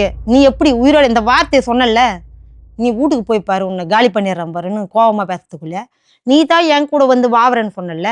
அவங்க எப்படின்னா போட்டோம், உனக்கு என்ன வந்துச்சுன்னா அந்த பொம்பளை அதையும் கேட்டுச்சு. ம். நான் வந்து அவர் ரொம்ப, நீ போ வீட்டுக்கு போ, நாங்கள் சொல்லிட்டு ஏந்துக்கணும். இந்த வார்த்தையெல்லாம் சொல்லிட்டு, நாங்கள் எப்படி போனாலும் நீ கண்டுக்கூடாது, நாங்கள் எப்படின்னா செய்வோம், நீ வரக்கூடாது, இதோட உன் வாழ்க்கை முடிஞ்சு போச்சு, எங்களுக்கு தேவையில்லை, நாங்கள் போய்க்கிறோம் பசங்களை வச்சுன்னு. நான் அம்மா வீட்டுக்கெல்லாம் போக மாட்டேன். என் வீட்டோட உங்கள் வீடு தான், அதான் இடம் தான், நம்ம 2 பேரும் வாங்கணும், அந்த இடத்துல தான் நாங்கள் இருக்கிறோம். நான் எங்கேயுமே போக மாட்டேன். நான் யாருக்கும் பயந்துக்கணும், எந்த விஷயத்துலையும் போக மாட்டேன். நான் இங்கே தான் இருப்பேன் ம். பசங்களை வச்சுக்கணும். இங்கேருந்து போக சொல்லுவேன், மகளிர் போலீஸ் ஸ்டேஷனில் கம்ப்ளைண்ட் கொடுத்துட்டு போயிடுவேன், என்னை இப்படி பண்ணுறாருன்னு. ம். என்னை வந்து தொல்லை பண்ணக்கூடாதுன்னு நாங்கள் ஏந்துக்கணும். நான் ஏந்து அப்படி திரும்பி நிற்கிறதுக்குள்ளே இவங்க 2 பேருக்குள்ளே வாக்குவாதம். மகளிர் போலீஸுக்கிட்ட போனாங்கன்னா நம்ம விஷயமெல்லாம் வெளியே வரும்ல, இவங்க பேசிக்கிறாங்க எங்களுக்கு. நான் திரும்பி நின்றேன். ஒன்று வந்து அவங்கள டைவர்ஸ் பண்ணிட்டு, இல்லை சாவடிக்கிறியோ, அவங்க சொல்கிறாங்க, வள்ளி சொல்கிறாங்க, நீ சாவடிப்பியோ என்ன செய்வியோ, அவங்களால நம்மளுக்கு பிரச்சனை வரக்கூடாது. அதோட நாங்கள் சொல்லிட்டு அங்கே நான் அப்படி திரும்பி இருக்கிறதுக்குள்ளே அந்த அம்மா கழுத்துலேருந்து தாலியை விசிறி அவர் மூஞ்சில போட்டா போல பசங்க சொல்லியிருந்தானுங்க. நான் அப்படி திரும்பி நின்றேன், நான் பார்க்கல. ம். தாலியை கட்டி அவங்க வந்து போலீஸ் கேஸுன்னுவாங்க. நான் வந்து பொண்ணு, இது வந்து தெரிஞ்சா இப்போ இவருக்கு கல்யாணமே ஆகாதவர் அறியாத பையன்னு சொல்லி வச்சுன்னுக்குறாங்களாம். இவர் சின்ன வயசுல லவ் பண்ணோம், எனக்கோசமே வாழ்ந்துன்னுக்குறான். அம்மா அப்ப கல்யாணம் ஆனதே தெரியாதுன்னு சொல்றாங்களா வள்ளி? வள்ளிக்கு இல்லை, சுற்றி இருக்கிறவங்களுக்கு. சுத்தி இருக்கவங்க. Okay okay. ஆ. பசங்க வந்து சின்ன சின்ன குழந்தையிலே இட்டுனுவா. அவங்க சொல்றது எனக்கு எதையுமே என்ன கதை ஏது கதை ஒன்றுமே புரியல. ஃபர்ஸ்ட் ஸ்டார்டிங்கில் 1 வாரம் தான் ஆச்சுன்னாரு. ம். 1 வாரம் தான் ஆச்சு, ஃபோனில் பேசணும், பொன்னேரில் பார்த்தோம், அப்படி அது வேற மாதிரியா சொன்னார். அப்புறம் போக போக எனக்கு வந்து 10 வயசுல அந்த பொண்ணு வந்து இங்கே 10வது படிச்சிருந்தது. அப்பயே எனக்கு தெரியும், ஆயா வீட்டில் இருந்தது. பார்த்தோம், அவங்க வீட்டில் வேற ஒரு கல்யாணம் பண்ணி வச்சிட்டாங்க. ம். அதோட வந்து அந்த பொண்ணு போயிடுச்சு. நான் வந்து என்னை வந்து பார்த்து ரொம்ப நல்லா ஆகலை, 2 மாதத்துலேயே பார்த்துக்கிறேன்னு கல்யாணம் பண்ணிட்டாங்க. பண்ணிட்டு நாங்கள் நல்லா தான் இருந்தது வாழ்க்கை. அப்புறமா பார்த்தா இவங்களுக்குள்ளே எப்போ தொடர்பாச்சுன்னு தெரியாது. ம். இப்ப வரைக்கும் உங்களுக்கு தெரியாது. தெரியாது. ம். ஆனால் வீட்டுக்காரர் பிரிஞ்சது என்னால தான். யாரால? எங்கள் வீட்டுக்காரால தான் அவங்க வீட்டுக்கார் பிரிஞ்சது. பிரிஞ்சது. ம். என்னால் விட்டுட்டு வீட்டுக்காரனை விட்டுட்டு வந்துட்டா. நான் தான் வச்சுன்னுக்கிறேன் அந்த பசங்களுக்கு வரைக்கும். இது வரைக்கும் அவனுக்கு ஒரு பையனுக்கு வந்து 18 வயசா 20 வயசு. அவ்வளோ பெரிய பசங்களே இருக்காங்களா? ம். ஒரு பொண்ணுக்கு வந்து 18 வயசு. ம். இது வரைக்கும் அப்பா இவர் தான் அப்பான்னு தெரியுமா. அது எப்படி மறைச்சு வச்சுன்னுக்குறாங்கன்னு நம்மளுக்கு தெரியாது. அதை பற்றி அப்படி எவ்வளோ பெரிய பசங்களுக்குன்னா அப்ப குழந்தையில இருந்தே 2 பேர் பேசிட்டு தான் பேசினே இருக்காங்களா? இருக்கிறாங்களாம். அவ சொன்னது வரைக்கும் அம்பத்தூர்ல ஒரு பையன் படிக்கிறான். அப்ப அவங்க வீட்டுக்கார் எப்ப போனாரு? ரொம்ப வருஷம் முன்னாடியே போயிட்டாரா? அது விசாரிக்கணும். இது எனக்கு இதுவே ஒரு மண்டைக்குள்ள என்ன விஷயம் நடந்தது, ம். எப்படி நடந்தது, ரொம்ப கஷ்டப்பட்டு இருந்தாரு, எப்படி இந்த பொண்ணோட தொடர்பா இருக்கும். நம்ம விசாரிக்கலாம். இல்ல வீடியோ அங்கே எடுத்து வச்சிருப்பாரா? இன்னொரு ஆள் மூலியமா நான் தெரிஞ்சது, போன் மூலியமா வினோத் நீங்க 2 பேரும் ஒன்னா இருந்தீங்கக்கா, ஒரு விஷயம் ஒண்ணு நடந்தது நடிக்கையில. ம். இது 8ஆம் மாசம்னா 7ஆம் மாசம் ஒருத்தர் வந்து ஒரு 3 பேர் வந்து வீட்டாண்ட வந்து சண்டை போட்டாங்க. ம். உங்க வீட்டுக்காரர் வந்து என் ஆளை வச்சுன்னுக்குறாருன்னு அது ஒரு பிரச்சனை ஓடுச்சு. உங்ககிட்ட வந்து. ஆமா, இவரு இல்ல. ஆ. நைட்டு 11 மணி ஒரு இடத்துல டைல்ஸ் ஓட்டுறோம். கொஞ்சம் லேட் ஆகும் வரதுக்குன்னு இவரு சொல்லிட்டாரு. 3 பேர் சண்டை போடுறதுக்குள்ளயே வீட்டாண்ட இருக்கிறவங்கலாம் மொத்த பேரும் வந்துட்டாங்க. ஆம்பளை இல்லப்பா, பொண்ணாண்ட வந்து ஏன் கலாட்டா பண்ணிக்கிறீங்கன்னா, என் ஆளை வந்து உங்க வீட்டுக்காரர் வச்சுன்னுக்குறான். கண்டிக்க மாட்டியா? இந்த வாக்குவாதம் போச்சு. ம். எங்க வீட்டுக்காரர் அப்படிப்பட்டவர் இல்ல. பேசுனதெல்லாம் ரெக்கார்டோட வீடியோட எடுத்துன்னு வந்துக்கிறோம். ம். எங்க வீட்டுக்காரர் அப்படிப்பட்டவர் இல்ல. ஓய்வுமானவர் இது வரைக்கும் என் குடும்பத்தை வச்சுன்னு, நீ என்ன கூட பொம்பளை பொறுக்கி அப்படி இப்படின்னு சொல்லி சண்டை போட்டு அமுச்சு விட்டோம். மறுநாள் காலையில போயிட்டு பஜார்ல இந்த கொத்தனாருங்கலாம் நிப்பாங்க. மீஞ்சூர்ல பெட்ரோல் பங்க்குன்ட்டு. ம். அந்த இடத்துல போயிட்டு மட்டப்பலகை எவ்வளோ துண்டு மட்டப்பலகை எடுத்துன்னு போய் மண்டைய பொளந்துட்டாரு. எங்க வீட்டுக்காரர். சொன்னவங்கள. சொன்னவரே. சரி, நீங்க உங்க வீட்டுக்காரர்கிட்ட வந்துட்டு இந்த மாதிரி ஒரு 3 பேர் வந்து இந்த மாதிரி சண்டை போடுறாங்க. என்ன விஷயம்? எதுக்காக வந்தாங்க? யார் அவங்க? எதுவும் கேட்கலையா? வந்தாரு நைட்டு வந்தாரு. என்ன விஷயம்னு கேட்டா, அவன் ஒரு பைத்தியக்காரன். அவன் லூசு அந்த பையன். அப்போ நீங்க 2 பேரும் சின்ன வயசுலேருந்து 2 பேரும் ஃப்ரெண்டு அவங்க. எனக்கு தெரியும். சின்ன வயசுலேருந்து 2 பேரும் ஃப்ரெண்டு தான். அதாவது வந்து சண்டை போட்ட போட்ட ஆளு. ம். அவன் பைத்தியமாயிட்டான். வேற மாரியா போயிட்டான். அப்படி இப்படின்னு ஏதேதோ சொன்னாரு. நான் அத கண்டுக்கல. நீ இப்ப ஏன் திருப்பி இப்ப மண்டை உடைச்ச? ஃப்ரெண்டு தானே சொல்ற. ஏதோ பைத்தியக்காரன் தானே சொல்றேன். 30 தைலம் நாவும். அ மட்டப்பலகை, துண்டு மட்டப்பலகை. ம். அது நல்லா 4 பக்கமும் ஊக்கா இருக்கும். மட்டப்பலகை அது வந்து அந்த ஊக்குல போட்டு அடிச்சுக்கிறாரு. மண்டை பொளந்து போச்சு. ஐயோ! ஆ. அது ரொம்ப பெரிய கேஸ் ஆயிட்டு அவரு எதுமேட்டு ஹாஸ்பிட்டல்ல போட்டாங்க. பொன்னேரி ஹாஸ்பிட்டல்ல. அவரு வந்து வினோத்ன்றவரு என்ன அடிச்சிட்டான். அட்ரஸ் நம்ம ஏரியா அட்ரஸ் எங்க வீடு எல்லாத்தையும் குடுத்தமிச்சு, போலீஸ் மறுநாள் காலையில வராங்க வீட்டாண்ட. "என்னப்பா இது போல ஆச்சாமே, என்னப்பா விஷயம்?" அப்படின்னு கேட்டா, ஒண்ணும் இல்ல. உங்க வீட்டுக்காரர் எங்கன்னா, "என்ன விஷயம் சொல்லுங்க, என்கிட்ட சொல்லுங்க." அப்படின்னா, "இல்ல உங்க வீட்டுக்காரர் வந்து இது போல அடிச்சு, ஒரு 30 தைல அவன் சாவ பொழக்க இருக்கிறான்." "இல்ல சார், இது போல வந்தாரு சார். நாங்க தான் பேசி அனுப்பிச்சுட்டோம்." "இல்ல உங்க வீட்டுக்காரர் அடிச்சுக்கிறாரு கூப்பிடுனோனே." கூப்பிட்ட உடனே, "இல்ல சார், அப்படி சார், இப்படி சார்." எங்க வாக்குவாதம் மட்டும் போயினுருந்துச்சு. புடிச்சு எடுத்துன்னு போலீஸ் ஸ்டேஷன்ல உட்கார வச்சுட்டாங்க. ம். நான் கூட பசங்கள இட்டுக்கின்னு நான் ஒண்டி தான் அலையிறேன். யாருமே எந்த சொந்த பந்தமும் வரல. என்ன ஆச்சு? ஐயோ! நல்லவனாச்சே! இப்போ இப்படி ஆயிடுச்சே, இப்படி ஆயிடுச்சே! ஐயோ! அவரு எந்த தப்பான பழக்கத்துக்கும் போலயே! என்ன பிரச்சனையோ தெரியலையே! அப்படின்னு சுத்தி, சுத்தி அங்கேயும் இங்கேயும் ஓடுறேன். எதுவுமே புரியல. நைட்டு ஒரு 9 மணி வரைக்கும் கூட அலைஞ்சுன்னுக்கிறேன். போலீஸ் ஸ்டேஷன்மா, கையுமா, சொந்தக்கார வீட்டுக்கு, மாமியாராண்ட, அவங்களாண்ட, இவங்களாண்ட எல்லோராண்டயும் போறேன். யாருமே எனக்கு துணை வரல. ஆனா, அப்பா, அம்மாவுக்கு நான் எதுவுமே சொல்லல. ம். ஆனா சொல்லியிருந்தா எல்லாம் மொத்த பேரும் வந்துட்டுருப்பாங்க. இது அங்கெல்லாம் சொன்னா பெரிய பிரச்சனையா ஆயிட போகுதுன்னு எதுவுமே சொல்லல. என்ன செஞ்சேன், அப்பா, அம்மா எனக்கு ஒரு ரூ. 20,000 வேணும்மா, இப்போதைக்கு அர்ஜென்ட்டுமான்னு. ஏம்மான்னாங்க, இல்லம்மா கொஞ்சம் அர்ஜென்ட்டு நீ சொல்லு. அவங்க வாத்து வச்சுன்னுக்குறாங்க. முட்டை வந்து புனேர்ல. வக்கீல் ஒருத்தர் இட்டுன்னு போனேன். ம். நீங்க ஹாஸ்பிட்டல்ல போய் பேசுங்க. வாபஸ் வாங்க சொல்லுங்க. அவன் சாவ போய்க்கிறான், இவன விடமாட்டேன்னு சொல்றாங்க. நீங்க வந்து கொஞ்சம் பேசுங்க சார்ன்னு தெரிஞ்சவர் ஒரு அண்ணன். ம். வக்கீலு. அவர இட்டுன்னு போய் பேசணும். நீங்க வந்து இருக்கக்கூடாது. நீ போயிடு, தள்ளி போயிடு. அப்படின்ட்டு நான் முட்டை கடையாண்ட போயிட்டு கொஞ்சம் காசு அவர் அனுந்து வாங்கி வச்சுக்கின்னு எப்படி எப்படி இருக்குன்னு தெரியல சூழ்நிலை. என்கிட்ட காசு இல்லை. மொத்தத்தையும் அவர் அனுந்து ஒரு 20,000 வாங்கின்னு வந்தேன். அப்பா அம்மா சொன்னாங்கன்ட்டு வாங்கி அந்த வச்சு என்ன சொல்றாங்க அப்படின்னா, அவங்க வாபஸ் இப்போதைக்கு வாங்க மாட்டாங்களாம். அவங்க காசு எதிர்பார்க்குறாங்க. அடி வந்து பலமாகுது. மண்டையில வந்து எத்தாந்து காமிச்சாரு. ஃபோன் காமிச்சாரு. ஃபோட்டோ எடுத்துன்னு வந்து, இது போல அடிக்கலாமா? தப்பு இல்லையாம்மா அப்படின்னாரு. அது ஏதோ ஒண்ணு நடந்துட்டுக்குதுண்ணா. எப்படிண்ணா? இல்ல விடமாட்டாங்க, அவ்வளோதான். அவன வந்து போட்டுருவாங்க அப்படி இப்படின்னு சொல்லத்துக்குள்ளேயே எனக்கு பயம் வந்துச்சு. ம். எப்படின்னா பேசி என்ன ஆனா கூட செலவானா கூட பரவாயில்ல. எங்க வீட்டுக்காரர் ஒரு நைட்டு போகக்கூடாது. அவரு வந்துடணும். அவர் எந்த ஏதோ ஒண்ணு சந்தர்ப்ப சூழ்நிலை எப்படியோ ஒண்ணு ஆச்சு. நீங்க அவர இட்டுன்னு வந்துருங்க அப்படின்னு. நைட்டு 8 மணி இருக்கும். 8 மணி 9 மணியே தெரியல. அவ்வளோ நேரமா நான் போராடுறேன் அவர கூட. ம். போலீஸு யாருமே என் பேச்ச கேட்கவே இல்ல.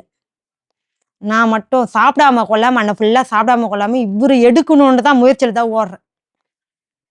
இப்போ அவங்க வந்து சமாதானமா பேச வந்துக்கிறாங்கம்மா. ஒரு காசு வந்து ஒரு அமௌண்ட்ட எதிர்பார்க்குறாங்க. என்னம்மா சொல்றேன்னு. இப்போதைக்கு காசு இல்லண்ணா சுத்தமா. இல்ல அவங்க இப்போதைக்கு நம்ம அவன இட்டுன்னு வரது தான் பார்க்கணும். ஃபர்ஸ்ட்டு இட்டுன்னு வாங்க. அவங்க கேஸ் கேட்குறாங்க. இப்போ வந்துடுறாங்க போலீஸ் ஸ்டேஷனாண்ட. அவங்க எவ்வளோ கேட்குறாங்கன்னு சொல்றேம்மான்னு. அவங்க வந்து ஒரு ரூ. 20,000 கேட்குறாங்க. எப்படிம்மா? ரூ. 20,000 இல்லாம உள்ள வர குடுக்கணும், அங்க குடுக்கணும், இங்க குடுக்கணும், வக்கீலுக்கு குடுக்கணும். எப்படி பார்த்தாலும் ஒரு ரூ. 50,000 கிட்ட செலவாச்சு. சிறு சிறுவா அங்க, இங்க அங்கன்னு குடுத்து, எப்படி எப்படியோ அலைஞ்சு எல்லாத்தையும் ரெடி பண்ணி அவங்களுக்கு அங்கேயே குடுத்தேன். வக்கீல வச்சுக்கின்னு, வெளிய போலீஸ் ஸ்டேஷன் வெளிய. உங்களுக்கும் எங்களுக்கும் சம்மந்தம் இல்ல. வாக்குவாதம் போலீஸ் ஸ்டேஷன்ல எழுதி குடுத்து, அப்பவும் நாளைக்கு வந்து சனி, ஞாயிறு வந்துச்சு. வெள்ளிக்கிழமை அன்னைக்கு. சனி ஞாயிறு வந்துச்சு, திங்கக்கிழமை வந்துட்டுன்னு போங்களா உங்கள் வீட்டுக்கார ம். அப்படின்னு வர சொல்லிட்டாங்க. பெட்ரோல் வாங்கி வச்சுருந்தேன். எங்கள் வீட்டுக்காரர் உள்ளேன்னா என் மைண்ட் நான் காலையிலேருந்து சாப்பிட்லைங்க. எங்கள் வீட்டுக்காரர் வரணும். அவர் வந்து அவர் வந்து தப்பான கேரக்டர் இல்லை, எனக்கு தெரியும். அவர் எப்படிப்பட்டவர்னு எனக்கு தெரியும். போராடுறேன், அங்கே இருக்கிறவங்க இப்போ கூட சொல்லுவாங்க, அந்த பொண்ணு உனக்கோசம் போராடிச்சுப்பா இவ்வளோ நாள், எப்படிப்பா இப்படி தப்பு செஞ்சேன்னு கூட சொல்கிறாங்க இப்போ கூட. அவரை ஒரு 9 மணி இருக்கும்னு நினைக்கிறேன். நீங்கள் அந்த வக்கீலுக்கு போய் பேசுகிறாரு போலீஸ் ஸ்டேஷனில். அந்த பொண்ணு வந்து வேற மாதிரியா போயிட்டாங்க. அவங்க வந்து கொளுத்திப்பேன், யார் என்ன சொன்னாலும் அவங்க மண்டியில் ஏறல. பெட்ரோல் வச்சுன்னுக்குறாங்க, கையில் வெத்திப்பட்டி வச்சுன்னுக்குறாங்க, இங்கேயே கொளுத்திப்பேன்றாங்க. நீங்கள் என்ன சார் சொல்கிறீங்க? என்னை போலீஸ் கூப்பிட்டு பேசுனாங்க. ஒரு நாள் பொறுத்து ஒரு நைட் அவர் இருக்கக்கூடாது. புடிவாதமாக நீங்கள் இப்போ அமுச்சு விடலன்னா இதை தான் நடக்கும். இதுக்குன்னே இப்படியே தான் சொல்கிறேன். யாராலையுமே மாற்ற முடியாது, யார் இட்டுன்னு வந்தாலும் மாற்ற முடியாது. எங்கள் வீட்டுக்காரர் வெளியே வந்தாங்க, இதை தான் புடிவாதமாக நின்று அமுச்சு விட்டாங்க. அன்னைக்கு அப்பயே அமுச்சு விட்டாங்க. இட்டுன்னு வந்தோம், சமாதானம் பண்ணி எல்லாம் முடிஞ்சு போச்சு. அதை பற்றி எடுக்கலை. யாரா கூட போனேன், என்ன விஷயம் என்ன நடந்துச்சுன்னு நான் ஒரு வார்த்தை, ஐயோ நல்லவன, இதையே ஒரு வாரமாக நான் சாப்பிடாம கொள்ளாமல் இருந்தேன். இல்ல இப்போ அங்க அடிபட்டு கிடக்குறாருல, அவர் அவங்களோட வீட்டுக்காரா இல்ல வேற யார் அவரு? வேலை மேலே ஏதோ சண்டை, வேலை மேலே பிரச்சனை. அது என்ன பழக்கம் என்ன, அவங்க வீட்டுக்காரெலாம் இல்லை. அவர் வந்து மிஞ்சூர்லேயே இருக்கிறவர். அது தப்பே இல்லைன்னு எனக்கு தெரியும். நான் இப்பவும் அப்படிதான் நம்புறேன். அது என்ன தப்பா, அதை போயிட்டு அவர்கிட்டயே நான் போய் விசாரிக்க பார்க்கல. என்னென்ன ஆச்சு, என்ன பிரச்சனைன்னு அவரையும் நான் போய் எதுவுமே கேட்கல. எங்கள் வீட்டுக்காரையும் என்ன பிரச்சனைன்னு நான் இவரையும் கேட்கல. எனக்கு தெரியும், நான் இப்போ இவ்வளோ நாள் ஒருத்தரை கூட பழகி இருக்கிறேன். அவங்க தப்பான இதுவாட போவாங்களா, இல்லை எப்படி இவங்க இப்படி இருப்பாங்களா அப்படி இருப்பாங்கன்னு எனக்கு தெரியும்ல. ஒரு 16 வருஷமா இருக்கிறோம்ல. எங்கள் வீட்டுக்கார் நல்லவர், எனக்கு அது மட்டும் தான் தெரியும். அவர் நம்பிக்கை இருக்கிறதுனால தான் எல்லா விஷயமும் நான் என்ன ஏதுன்னா, அவருக்கு கஷ்டம்னாவே அம்மா வீட்டில் போய் எடுத்து வாங்கிட்டு வந்துடுவேன். இப்படி அப்படின்னா அவருக்கு சுற்றி அவருக்கே தெரியாமல் கூட நான் தண்ணி கேன் போகிறது, கடை வச்சுன்னுக்கிறேன், பஜார் ஃபுல்லாக போடுவேன். அவருக்கு எதனா ஒரு அவசரம்னா கூட நான் தான் குத்தி ஹெல்ப் பண்ணுவேன். அவர் குத்தி ஹெல்ப் பண்ணுறது கூட ஆள் இல்லை. நாங்கள் அங்கே சீட்டு போட்டு வச்சுருப்பேன். ஒரு 10,000 ரூபாய் 1000 ரூபாய் வீட்டுக்குள்ளாண்டே போட்டு வச்சுருப்பேன். சந்திரி பண்ணாமல் 4 ரூபாய் நான் சேர்த்து வச்சுருப்பேன். ஏன்னா சின்ன வயசுலேருந்து அப்பா அம்மா என்னை விட்டுட்டு போனவங்க, வாத்துங்க ஊர் ஊராக ஓட்டின்னு போனவங்க. அதனால 4 ரூபாய் நம்ம கையில் எப்போவுமே இருக்கணும், யாரையும் நம்பி இருக்கக்கூடாது. அது ஒரு 4 ரூபாய் சேர்த்து வச்சுருப்பேன். வீட்டு பொறுப்புங்களை கொஞ்சம் பார்த்துப்பேன். இது மட்டும் சுற்றி நான் அவரை வந்து இது வரைக்கும் அரிசி இல்லையா பருப்பு இல்லையான்னு நான் எப்பவுமே தொல்லை பண்ணதில்லை. எல்லா வீட்டில் இருக்கிறவங்களாம் அதான் சொல்கிறாங்க, நீ வந்து அவரை வந்து நீ இதை வயந்து போடு, நீ ஹாஸ்பிட்டலுக்கு வா, அப்படி வா இப்படி வான்னு கூப்பிட்டுருக்கணும். அதான் இவ்வளோ நம்பிக்கையா அவர் மேல இருந்திருக்கீங்க, அவரும் அதுக்கு ஏத்த மாதிரி உங்களை பாத்துக்கிட்டாருன்னு சொல்றீங்க. எல்லாம் முடிஞ்சிச்சு. அந்த கோயில்ல வந்துட்டு நீங்க வந்துட்டு எங்க வாழ்க்கையை நாங்க பாத்துக்கிறோம்னு சொல்லிட்டு உங்க பசங்களோட வந்தேன்னு சொல்றீங்க. அவங்க 2 பேருக்குள்ள சண்டை நடந்ததுன்னு சொல்றீங்க. அதுக்கப்புறம் என்னாச்சு? அதுக்கப்புறம் உங்க வீட்டுக்காரர் திரும்ப உங்க வீட்டுக்கு வந்தாரா? உங்ககிட்ட வந்தாரு. உங்களை நான் சும்மா விட மாட்டேன் பாருன்ட்டு இந்த பொம்பளை இங்கே கோயிலாண்டே விட்டுட்டு பொம்பளை தாலி கவுடி போட்டுச்சு. நாங்கள் வந்துட்டோம். இவர் பைக் எடுத்துன்னு உங்களை வா நான் என்ன பண்ணுறேன் பாரு, உயிரோடு இருப்பீங்களா பாருன்னு ஸ்பீடாக வந்தார். வந்து வீட்டாண்ட ஒரே சண்டை. நாங்கள் பயந்துன்னு இருக்கிறோம். ஃபுல்லாக வந்து ஏசி இருந்தது, டிவி இருக்குது, மொத்தத்தையும் அடிக்குதோ வீட்டு பக்கத்துலலாம் எல்லாரையும் கூப்பிட்டோம். என்னடா பண்ணுற இது போலன்னா, அவன் வந்து என்னை வந்து இப்படி பண்ணுறா அப்படி பண்ணுறா, இல்லாத பொய் வாழ்க்கலாம் இப்படி செஞ்சா. நாங்கள் உங்களை ஏமாத்தி தானே அவர் இன்னொரு பொண்ணு கூட வாழ்க்கையில் இருக்கு, அதை சொல்ல மாட்டேன்றாரு. அவன் சொம்மா அவங்க வீட்டில் அப்படி. அதை தான் இப்போ கூட நான் சந்தேகப்பட்டு செய்யலை, நீ உன் வாயிலேருந்து தான் சொன்னேன். இப்போ நீ சொல்லலைன்னு வச்சிங்களேன், அவர் சொல்லலைன்னு நான் இன்னும் கூட நம்பிக்கின்னு தான் இருந்திருப்பேன். இவ்வளோ காலமாக நான் நம்பிக்கினே இருந்தேன், இன்னும் கொஞ்சம் காலமும் நம்பிக்கின்னு தான் இருந்திருப்பேன். அது ஒரு மன கஷ்டமாகவே இருக்குது. அவன் கஷ்டப்படுறான். இது வரைக்கும் நாங்கள் பசங்க எல்லாமே வேலைக்கு போவோம், அவரை கூட வேலைக்கு போவோம், கடை வச்சுன்னுக்குறோம். 100 நாள் வேலைக்கு போவேன். குழந்தைங்களுக்கு லீவ் டைம் வந்துச்சிங்கன்னா பசங்க இட்டுன்னு போயிடுவேன், எங்கேயும் யாரை கூட விட மாட்டேன். ஏன்னா நம்ம இருக்கிற இடம் வந்து இந்த கஞ்சாங்க குடிங்க பசங்க ரொம்ப சின்ன வயசுல ரொம்ப இதுவாக இருக்குதுன்னு பசங்களை வேற யார்கிட்டயோ விட மாட்டேன். ஸ்கூல்லேயே இட்டு போய் நான் தான் விடுவேன், நான் தான் இட்டுக்குன்னு வருவேன். இப்பவும் ஒருத்தன் பாலிடெக்னிக் படிக்கணும், ஐடிஐ படிக்கணும்னு காணிப்பாக்கத்தில், இது வரைக்கும் நான் தான் இட்டுன்னு போய் விடுறேன். ஒருத்தன் போலீஸ் ஸ்டேஷன் படிக்கிறான், மிஞ்சூர்லேயே போலீஸ் ஸ்டேஷன் பிடியாத்தாண்ட பக்கத்தில் கவர்மெண்ட் ஸ்கூல். இது வரைக்குமே நான் தான் விட்டுனுக்கிறேன். 1ஆவதுலேருந்தே தேரடி ஸ்கூல் மீஞ்சூரில், அங்கே தான் இட்டுன்னு போய் நான் இட்டுன்னு வர்றது. எங்கேயும் தனியாக விட மாட்டோம். குழந்தைங்களும் வேலைக்கு இட்டுன்னு போவேன். கான்ட்ராக்ட் எடுப்பார், அடுக்கு மாடி வீடெல்லாம் கட்டுவார். லாபம் வரலையான்னு கேட்டால் நாங்கள் வேலை செய்கிற காசெல்லாம் வாங்கிட்டு வந்துடுவோம், சும்மா விட்டுற மாட்டோம். எங்கள் காசு வந்துடணும், நாங்கள் எங்கள் தேவைக்கு நாங்கள் பார்த்துப்போம். இன்னும் நான் கேட்க மாட்டோம். என்ன காசு வருதோ நான் வேலை செஞ்சு இவ்வளோ காசுன்னு கொடு, இல்லையா உன்னோட வச்சுக்கோ. ஏன்னா நீ குடிக்க மாட்டேன், எந்த செலவும் பார்க்க மாட்டேன், நான் உன்னை தொல்லையே பண்ண மாட்டேன். மீன் செலவு பண்ணுறவருன்னா நம்ம கேட்கலாம், குடிக்கிறவருன்னா கேட்கலாம். தேவையில்லாத செலவு பண்ணுறவருன்னா அவர் ஜெட்டியானது பனினி வரைக்குமே நான் தான் இது வரைக்கும் வாங்கி கொடுத்தது. அதை கூட போய் வாங்க மாட்டார். எல்லாத்துக்குமே நான் தான் பார்த்து பார்த்து செய்வேன். இது வேணுமா அது வேணுமா நான் தான், என் பொறுப்பு தான், என் இஷ்டம் தான். வீட்டில் சுதந்திரமாக தான் விட்டு வச்சிருந்தாரு. ஆனால் அதுதான் அவர் சம்பாரிச்சு போட்டாருன்னா என்ன தேவை என்ன ஏதுன்னு அவர் கேள்வி கேட்டிருப்பாரு. நான் வேலைக்கு போய் நான் சம்பாரிச்சு சேர்த்து வச்சுக்கிது, பசங்களை படிக்க வைக்குது. இப்ப அவருக்கு போற வேலைக்கு வர உண்டான காசு உங்ககிட்ட தரமாட்டாரு? தரமாட்டாரு. நான் எப்பயுமே கேட்டதில்லை. உண்மையாலுமே நான் 2 பசங்களை வச்சு பசங்களுக்காவது ஏதாவது வாங்கி தருவாரா? எதையுமே வாங்கி தர மாட்டாரு. அவங்களும் போய் கேட்க மாட்டாங்க எப்பா இது. ஆனால் 2 பேரும் ஜாலியாக என்ன கூட அதிகமாக பேச மாட்டாங்க. அப்பா கூட தான். ஏன்னா பீச்சுக்கு போனாலும் இன்னும் போட்டாங்களாம் இருக்குது, அதில் போய் விளையாடுறதும் அவங்க 3 பேரும் தான் அவ்வளோ ஃப்ரெண்டாக இருப்பாங்க. இந்த 1 வருஷ காலமாக நீங்கள் செத்தா சாவுங்க. பையனுக்கு அடிபட்டுச்சு, ஒரு 2 மாசமா பொன்னேரி ஹாஸ்பிட்டலில் ஸ்கூல் விட்டு வர சொல்லிவே. சின்ன பையனுக்கு வண்டிக்காரன் கால் மேலே ஏற்றிட்டு கால் வீங்கி போயிட்டு 2 மாசமா இப்போ 7ஆம் மாதம் அடிபட்டுச்சு. 7, 8 அதுலேருந்து நான் வச்சுன்னு ஹாஸ்பிட்டலில் கைமா தான். உன்னோட பொண்ணு 6ல் வந்து கூட தெரியும். ஆனால் இது வரைக்கும் மாமியாரும் பார்க்கல, நாத்தனார் பார்க்கல. இப்போ உங்களுக்கு கூட ஆரம்பத்துல வந்துட்டு கால் உடைச்சு பிளேட்லாம் வச்சுதான் சொல்லியிருந்தீங்களா? அது என்ன விஷயம், என்ன சண்டை ஆச்சு? இதே சண்டை தான். போயிடுறாரு அப்பப்போ. என்ன இது, ஏன் இது போல பிரச்சனையே ஆகுது, நீ எங்க போற? இல்லை ஏதோ தப்பு செஞ்ச, ஒரு பொண்ணை வச்சுன்னுக்கிற, சரி ஏதோ செஞ்சுட்டே எப்படியோ போச்சு, திருத்தி வந்துடு, நம்மளா கூட வேணாம், அந்த இதோட விட்டுரு. நீங்க சொன்னீங்களா? இது ஊர் உலகத்துக்கு தெரிஞ்சா அசிங்கமா போயிடும். இது வரைக்கும் கௌரவமா இருக்கிறோம், யாருக்கும் தெரியாம இருக்குது. வேணா விட்டுரு, பெரிய பிரச்சனையாகும். எங்க அம்மா விட்டு வெயில தெரிஞ்சாலும் ஊர் ஃபுல்லா பிரச்சனையாகி அவங்களும் வந்துருவாங்க. இங்க மிஞ்சூர் ஃபுல்லாவே உனக்கு நல்ல பேர், எனக்கு கெட்ட பையன் இல்லை நல்ல பையன், இது வரைக்கும் நல்லா வந்த. இப்போ இது விஷயம் தெரிஞ்சா அசிங்கமாயிடு போகுது. வேணாம், யாருக்குன்னா சொல்லிக்கோ, எப்படின்னா பண்ணிக்கோ. ஆனால் அடங்கலை. திருப்பி திருப்பி திருப்பி சொல்லிட்டோம். நைட்டு தான் எங்களை கூட இருக்கிறதில்ல, அதிகமாக அந்த பொம்பளை வீட்டுக்கு போகிறது. அதனால ரொம்ப சண்டை சண்டை சண்டை, கொஞ்சம் அதிகமான சண்டை ஆகிறதுக்குள்ளே, பேச்சுவார்த்தை ஆகிறதுக்குள்ளே, அவரு ஒரு 2 வார்த்தை நான் கொஞ்சம் பேசுறதுக்குள்ளே, இப்படியெல்லாம் பேசுறியான்னு போட்டு ஓங்கி ஆளே இருந்தாங்க. நான் போய் சொல்றதில்ல, ஆளே பார்த்துருந்து மடக்கி அவங்களே விட்டாங்க. போலீஸே விசாரிச்சது, இது உண்மையா பொய்யா. அதுவும் ஃபர்ஸ்ட் என் மேலே அவரு கம்ப்ளைண்ட் கொடுத்துட்டாரு. என்னென்ன? என் பொண்டாட்டி அடிச்சு மண்டைய வச்சிட்டா. நீங்க அடிச்சிங்களா? எதுவுமே இல்லை, உண்மையிலுமே இல்லை. அது வாக்குவாதம் சண்டைங்க நடக்கிறதுக்குள்ள என்ன ஆச்சுன்னா, இங்கே லேசா ஒரு ரத்த காயம் இங்கே மட்டும். அது இச்சிக்கினா எப்படி நடந்ததுன்னு நம்மளுக்கு தெரியாது. நான் என் கையில் எதுவுமே இல்லை, அவர் கையில் மட்டும் மட்டப்பழகம் இருந்தது. அங்கே இருக்கிறவங்க மடக்குன்னு சொல்லி மட்டப்பழகம் இருந்தது. இந்த வாக்குவாதத்துக்குள்ள எப்படி அது உடஞ்சிது என்ன ஆச்சு எனக்கு எதுவுமே தெரியாது. இவர் போயிட்டு என்னை உடச்சிட்டு அங்கே இல்லவே இல்லை. என்ன ஆச்சு எல்லாம் மடக்கத்துக்குள்ள முடிய அந்த மட்டப்பழக வச்சே உங்களை அடிச்சுட்டாங்க. முடிய பிடிச்சிக்கின்னு இந்த மட்டப்பழக ஃபர்ஸ்ட் அடிச்சுட்டாரு. ஆளுங்க மடக்குறாங்க. பஜார்லயே மாமியார் பூக்கடை வச்சுன்னுக்குறாங்க. அந்த இடத்துல ஒரு வீடு ஒண்ணு இருக்குது. ஓ, இதெல்லாம் வெளியிலேயே நடக்குது. இது போல பண்றியே, உங்க அம்மா வீட்டாண்டா உங்க அம்மா கூட தங்கிக்கின்னுக்குற, இன்னும் எங்க போற ஏதா வர அப்படின்னு வாக்குவாதம் பேசுறதுக்குள்ளே அந்த இடத்துல ஜிம்முக்குது, பக்கத்துல வீடுங்குது, பழம் வைக்கிறவங்க எல்லாம் உடனே மடக்குறாங்க. மினத்து விட்டுரு விட்டுரு. அவர் கையில மட்டப்பழகையும் என் தலை முடியும் இருக்குது. பிடிச்சி செவிட்டி வச்சுக்கின்னு நான் அயறேன். வய சொல்லி பட்டுன்னு அப்ப அடிச்சிட்டாரு.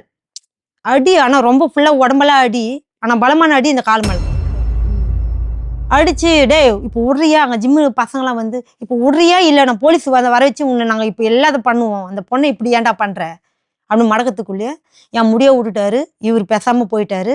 என்னை அப்படியே அங்கே விட்டுட்டு காலை உடச்சிட்டு அப்படியே போயிட்டாரு. அவர் எங்கே போனார்னா ஹாஸ்பிட்டலுக்கு போயிட்டாரு, பொன்னேரி ஹாஸ்பிட்டல். ஹாஸ்பிட்டலுக்கு போயிட்டு என் பொண்டாட்டி என்னை அடிச்சிட்டா. உங்க காலை அடிச்சு உடைச்சிட்டு அவரு போயிட்டாரு ஃபர்ஸ்ட் போலீஸ் ஸ்டேஷன்ல போயிட்டு. நான் ஆனால் எந்த கம்ப்ளைண்ட்டும் நான் கொடுக்கல. இப்போ கூட நீங்க போய் விசாரிச்சு பாருங்க, அப்போ கூட நான் ஒரு கம்ப்ளைண்ட் அவர் மேல கொடுக்கல. என்னை போலீஸ் விசாரிச்சுது. எங்கம்மா மஞ்சுவாம்மா நீங்க எங்கம்மா இருக்கிறீங்கன்னு. வெங்கடேஸ்வர ஹாஸ்பிட்டல்ல அங்கே பழம் வித்துனுக்குறவங்க அங்க எல்லாம் சேர்த்துருக்காங்க. அவங்க இட்டுன்னு போயிட்டு ஹாஸ்பிட்டல் ரெட்டின்ஸ்ல அங்கே இட்டுன்னு போயிட்டு, என்னம்மா விஷயம், அவங்க வீட்டுக்காரர் உங்க மேல கம்ப்ளைண்ட் கொடுத்துக்கிறாருமா.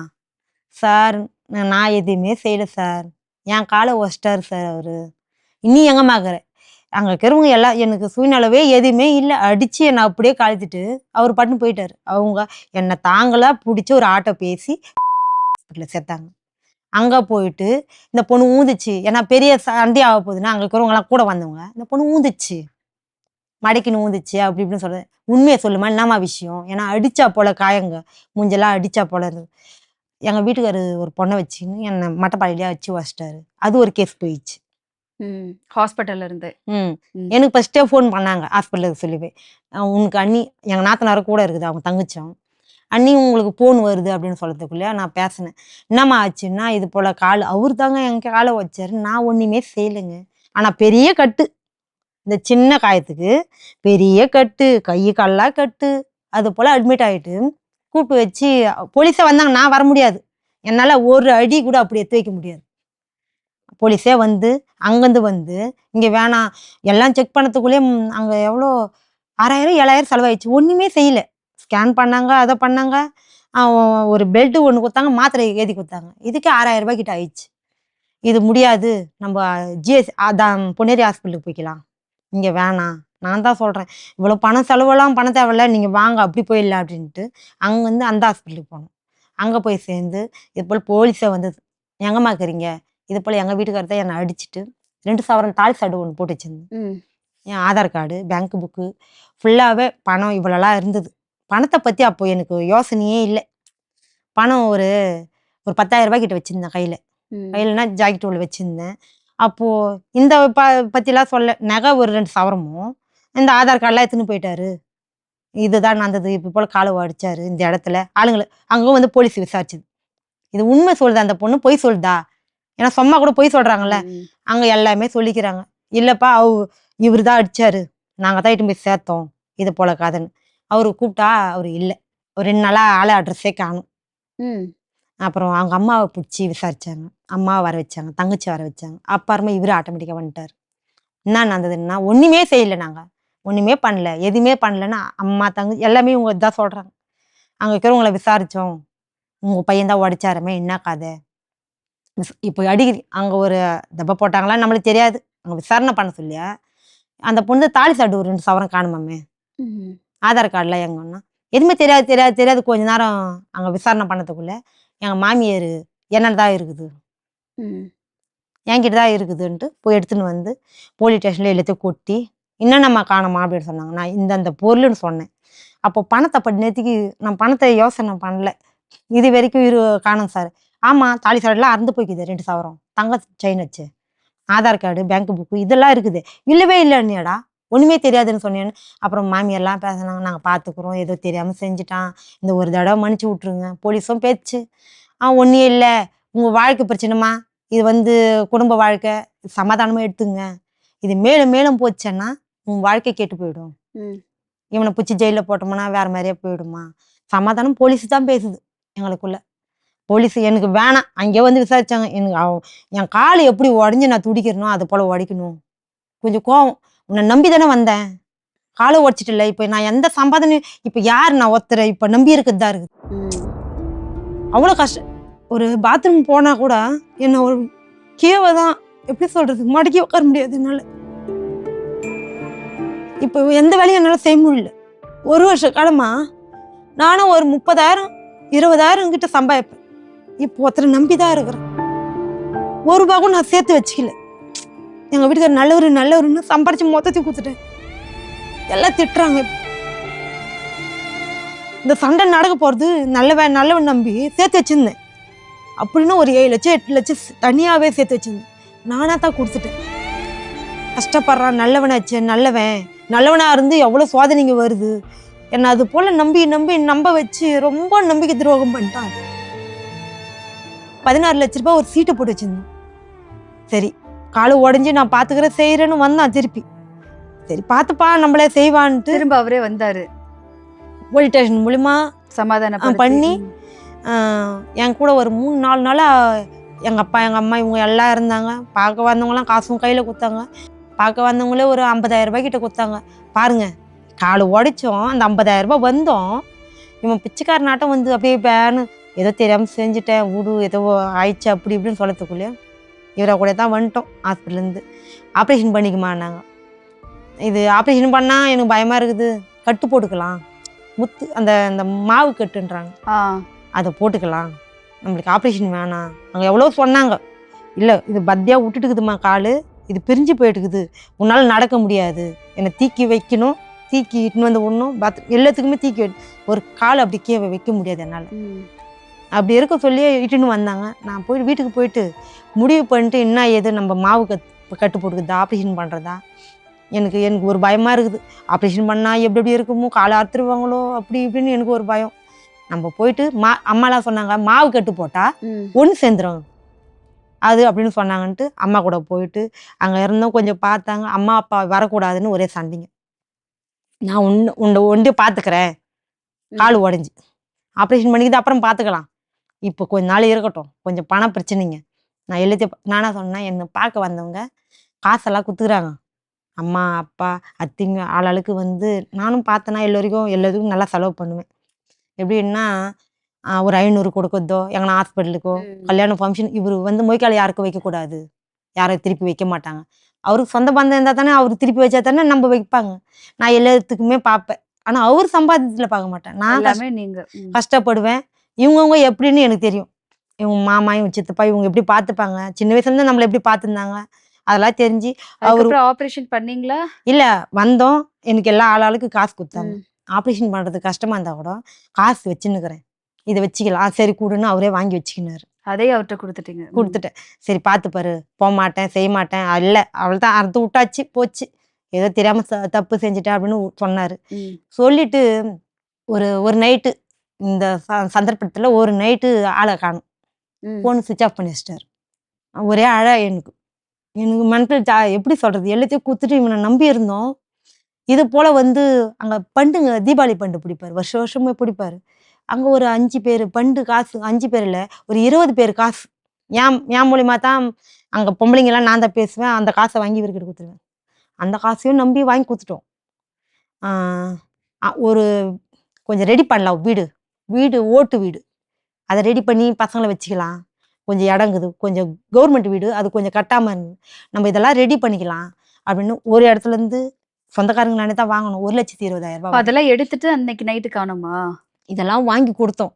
வாங்கி கொடுத்த உடனே இவர் எங்கே தான் போனார், எதை தான் ஆச்சு, ஃபோன் சுவிட்ச் ஆஃப். ஒரு 2 நாள் 3 நாள் பொறுத்து வராரு.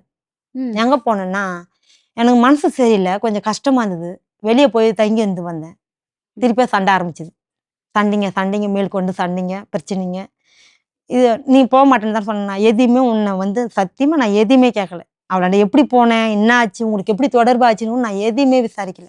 போலீஸ்காரங்க நந்து போச்சு, அதை திருப்பி நீ விசாரிக்கக்கூடாது, உங்களுக்கு எப்படியோ ஒன்று ஆச்சு, அவன் திருந்து வந்துக்கிறான், அதை சும்மா நோண்டின்னு அவன் வேறு மாதிரியே போயிடுவான், நீ ஒரு வார்த்தை எடுக்கக்கூடாது, அந்த பொண்ணை நீ அடிக்கக்கூடாது, நீ இப்படி தான் சொல்லி அமுச்சு விட்டாங்க. நான் அதை பற்றி எதுவுமே எடுக்கல.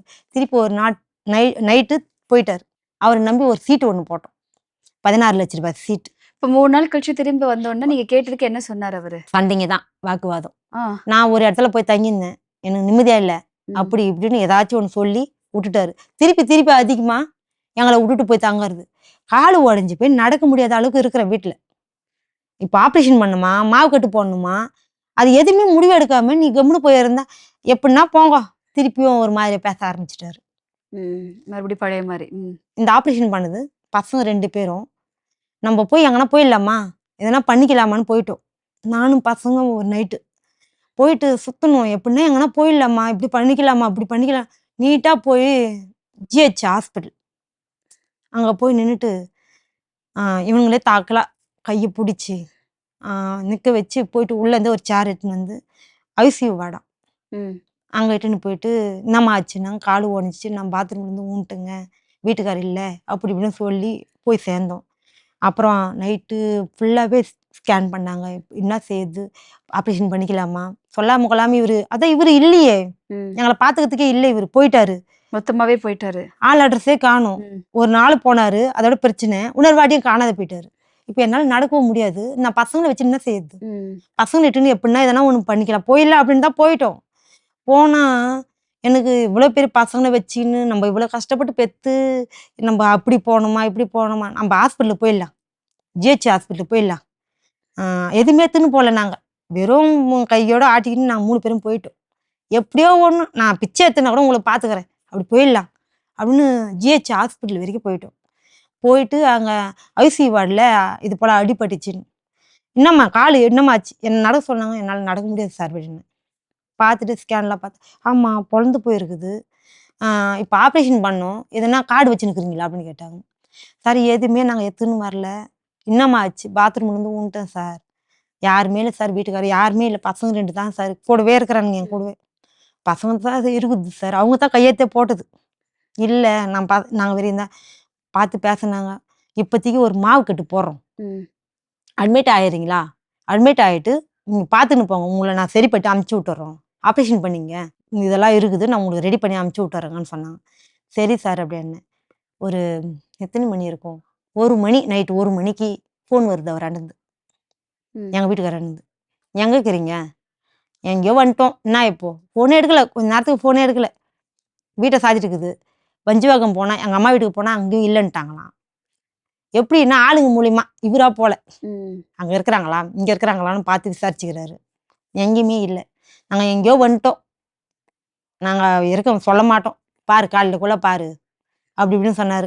எதனா வேறு தேவையில்லாத போயிட்டு இது போல் வந்ததுக்கு அதுக்கும் எங்கள் வீட்டில் வந்து, ஏன்டா பசங்க பெரிய பிரச்சனையும் ஆகல, விட்டுட்டியா பசங்களை, இப்படி விட்டியா அப்படி விட்டியா, பெரிய பிரச்சனையை இவர் அச்சு போட்டுருப்பாங்க பயந்துக்குன்னு. ஏன்னா பெரிய பிரச்சனையாக ஆக போகுதுன்னு எனக்கு ஒரு பயம். அச்சு போட்டாலும் நான் தான் பார்க்கணும், என்ன ஆனாலும் நான் தான் பார்க்கணும், சண்டை வந்தாலும் நான் தான் பார்க்கணும், அவருக்கு ஒரு நல்லது கெட்டது வந்தாலும் நான் தான் பார்க்கணும்.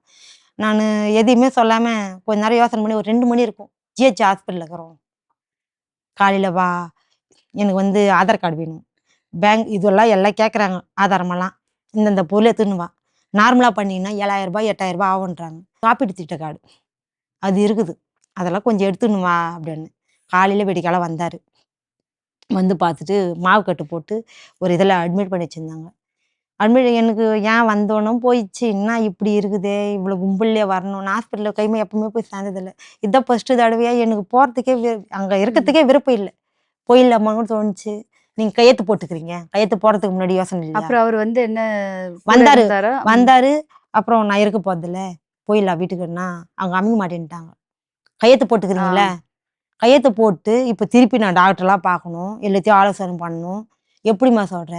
ஏம்மா உன் காலுமா, இது கால் நீ நடக்க முடியாது, இப்படியே விட்டியன்னா உன் கால் எடுக்கிற போல வரும், அப்படி இப்படி சொல்லி அங்கேயே அட்மிட் பண்ணி வந்தார். இதெல்லாம் தந்து கொடுத்தாரு. நான் இப்போ இருக்க முடியாது, பசங்களை வச்சுன்னு பார்த்துக்கோ போயிட்டார் உடனே. பசங்களை வச்சுன்னு பார்த்துக்கோ, நான் வீட்டுக்கு போகிறேன், எனக்கு இங்கே இருக்க பிடிக்கல அப்படின்னு சொல்லி. இப்போ அவர் உங்க கூட தான் இருக்காரா, இல்லை நீங்கள் தனியாக இருக்கீங்களா? 4ஆம் மாதம் சண்டை போட்டு வீட்டில் பிரச்சனைங்க, அப்போ போனவர். அதுக்குள்ளே வர்றது, சண்டை போடுறது, அடிக்கிறது, இப்படி தான் நடந்துன்னு. இப்போ பேசுறது இல்லை, வீட்டுக்குள்ள வந்து தங்குறது எதுவும் இல்லை? எதுவுமே இல்லை. இப்போ அவர் எங்கே இருக்காரு? இங்கே எல்லாம் அவங்க அம்மா கூட இங்கே பஜாரில் சுற்றுறது.